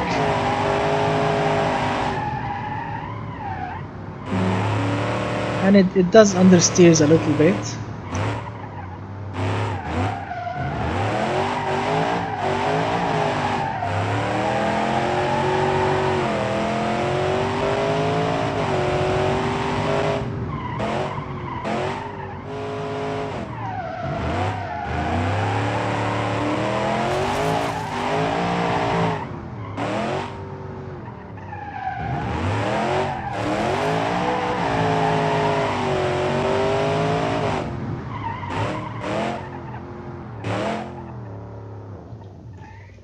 So yeah, I made some, some amazing creations. Yeah, so what do you think about this monster here? Yeah, that's like the quickest van or the quickest ambulance ever. So what do you think about it? Yeah, that's really cool. Let's see. So that is the 1100 horsepower delivery van or an ambulance or whatever you want to use it for. But it's still very, very strong and very powerful, and you can load a ton actually in the back. I promise you can put a ton in the back, no problem. Now, next creation. What do you want to see next? The flower power, or what would you like to see? The HX 770, 750, old, Mazda MX-5-ish, Proton, the Toro 660, the Tierra, the Torgen A10. Oh yeah, I forgot to mention. You have seen the video. You have seen the video, right? The one with the A10 Nissan engine, right? I've made it in the Mini. This is a Mini, right? A classic Mini, looking very beautiful, everything, all the details, right? But under the bonnet or under the hood is the classic Nissan A10 engine, the same 65 horsepower. You remember that, four-door sedan, the blue one that I've told you guys to guess the horsepower? This is the same engine, but in a much, much, much lighter body. So, what do you think? What do you think should this car will perform? Do you think this car will perform better or rubbish? Let's see. The same 65 horsepower engine, 1964. Wheel spin. Come on, Mini. Yes, no ABS. We need to be careful.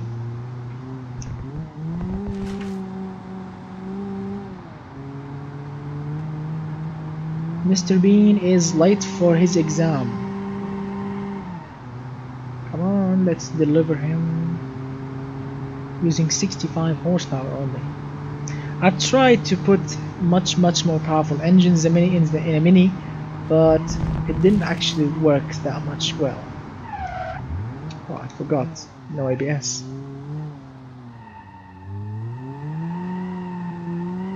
Wheel spinning, everything. The same 65 horsepower crappy engine.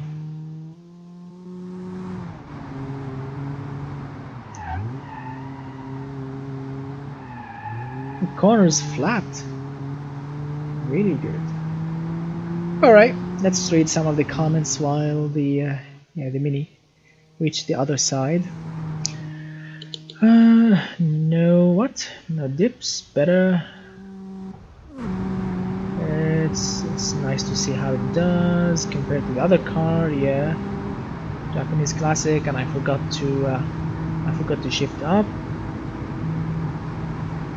Flat plane, what? Hill climb Mini. I've tried to put a V8 in it. Each time I put a V8 in it, the car crashes. I tried to load it in BeamNG.drive. I did that, and it's available. Let me show you. Let's start this. Let's stop this Mini. You saw, right? You saw this Mini is working perfectly, right? You saw it. It's working like a charm. Really beautiful. Let me show you the Mini that I made. I hope that it's still here. I really hope that it's still here. If not, this is the A10.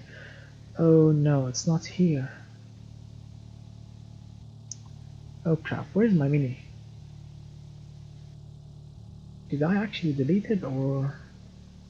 Because I promise you I made a Mini. If you have seen it in my previous videos, I made also a white Mini.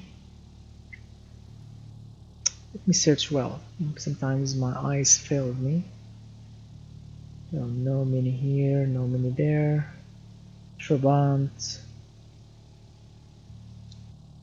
This is a Mini Ute that we made, but it was a failure. No, I'm sorry, it's not here, but I promise you I made a V8 twin turbo Mini, all-wheel drive, super quick, like I don't know, 2 seconds from 0 to 100 time, but Each time I load it into automation game, into BeamNG.drive, the rear suspension collapse and the rear tires collapse. And I filmed that. I did film that in my previous videos. But I'm gonna try that very soon. But since my throat right now is starting to hurt,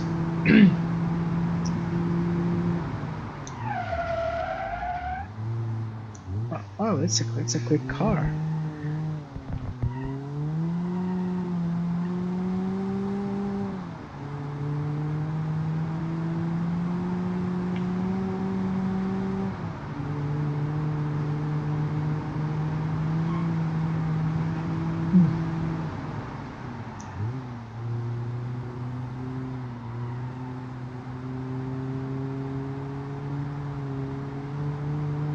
Very nice car. Ah, Mr. Tiago saw it. That's cool. I tried it, Mr. Tiago. I tried to raise the suspension ride height on it. Like I tried to the max with that car, but I think maybe the push rods are not working on it, or something wrong, like with the previous version of automation game. But I'm gonna try it very soon. I'm gonna try and make it again. But it won't be. It will not be like a true succession or true success, because I've tried, in my previous live video, making this the viewer suit, as I called it. Check it out.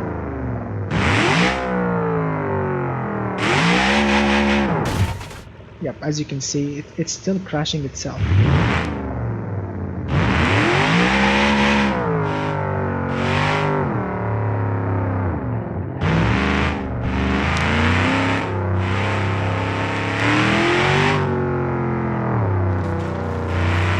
It's not really stable. It's not stable at all. Needs some aerodynamics.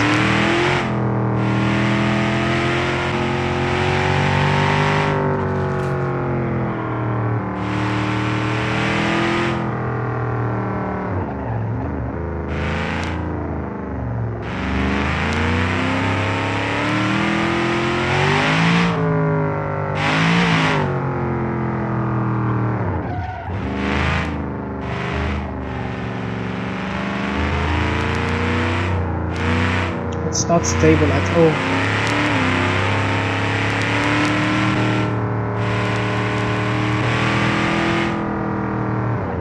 As you can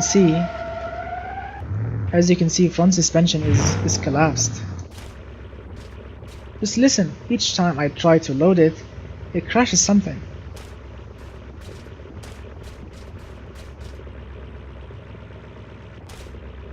I don't know.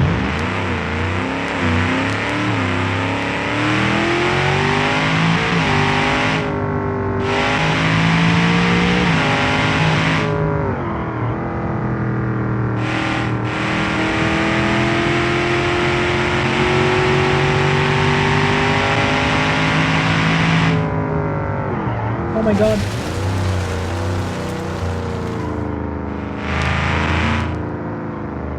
So it will work good for a moment, and then it will crash itself.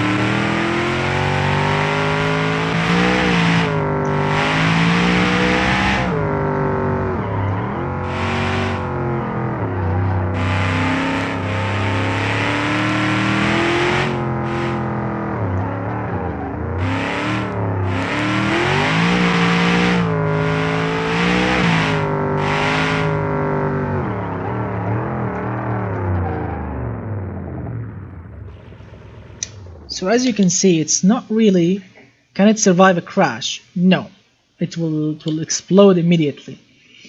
The engine is hitting something.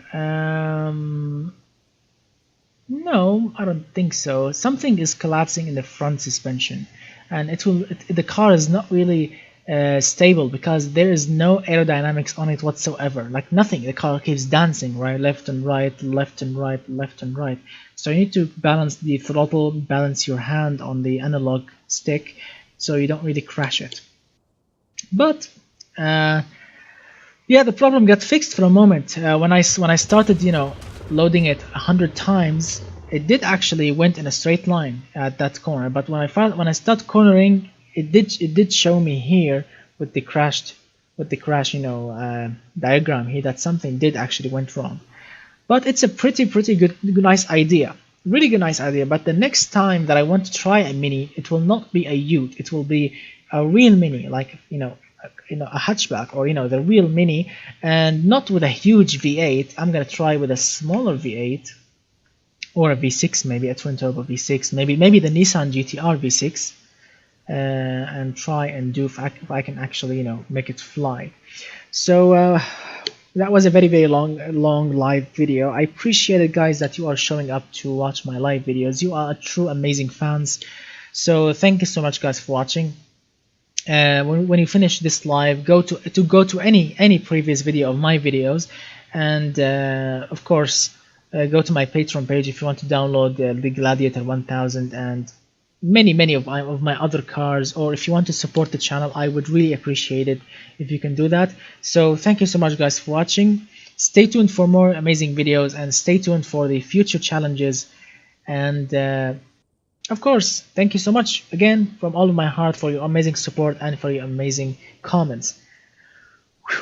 And yeah, goodbye for now, my friends. I'm gonna leave the live video to run a little bit if you want to, finish up, and good night.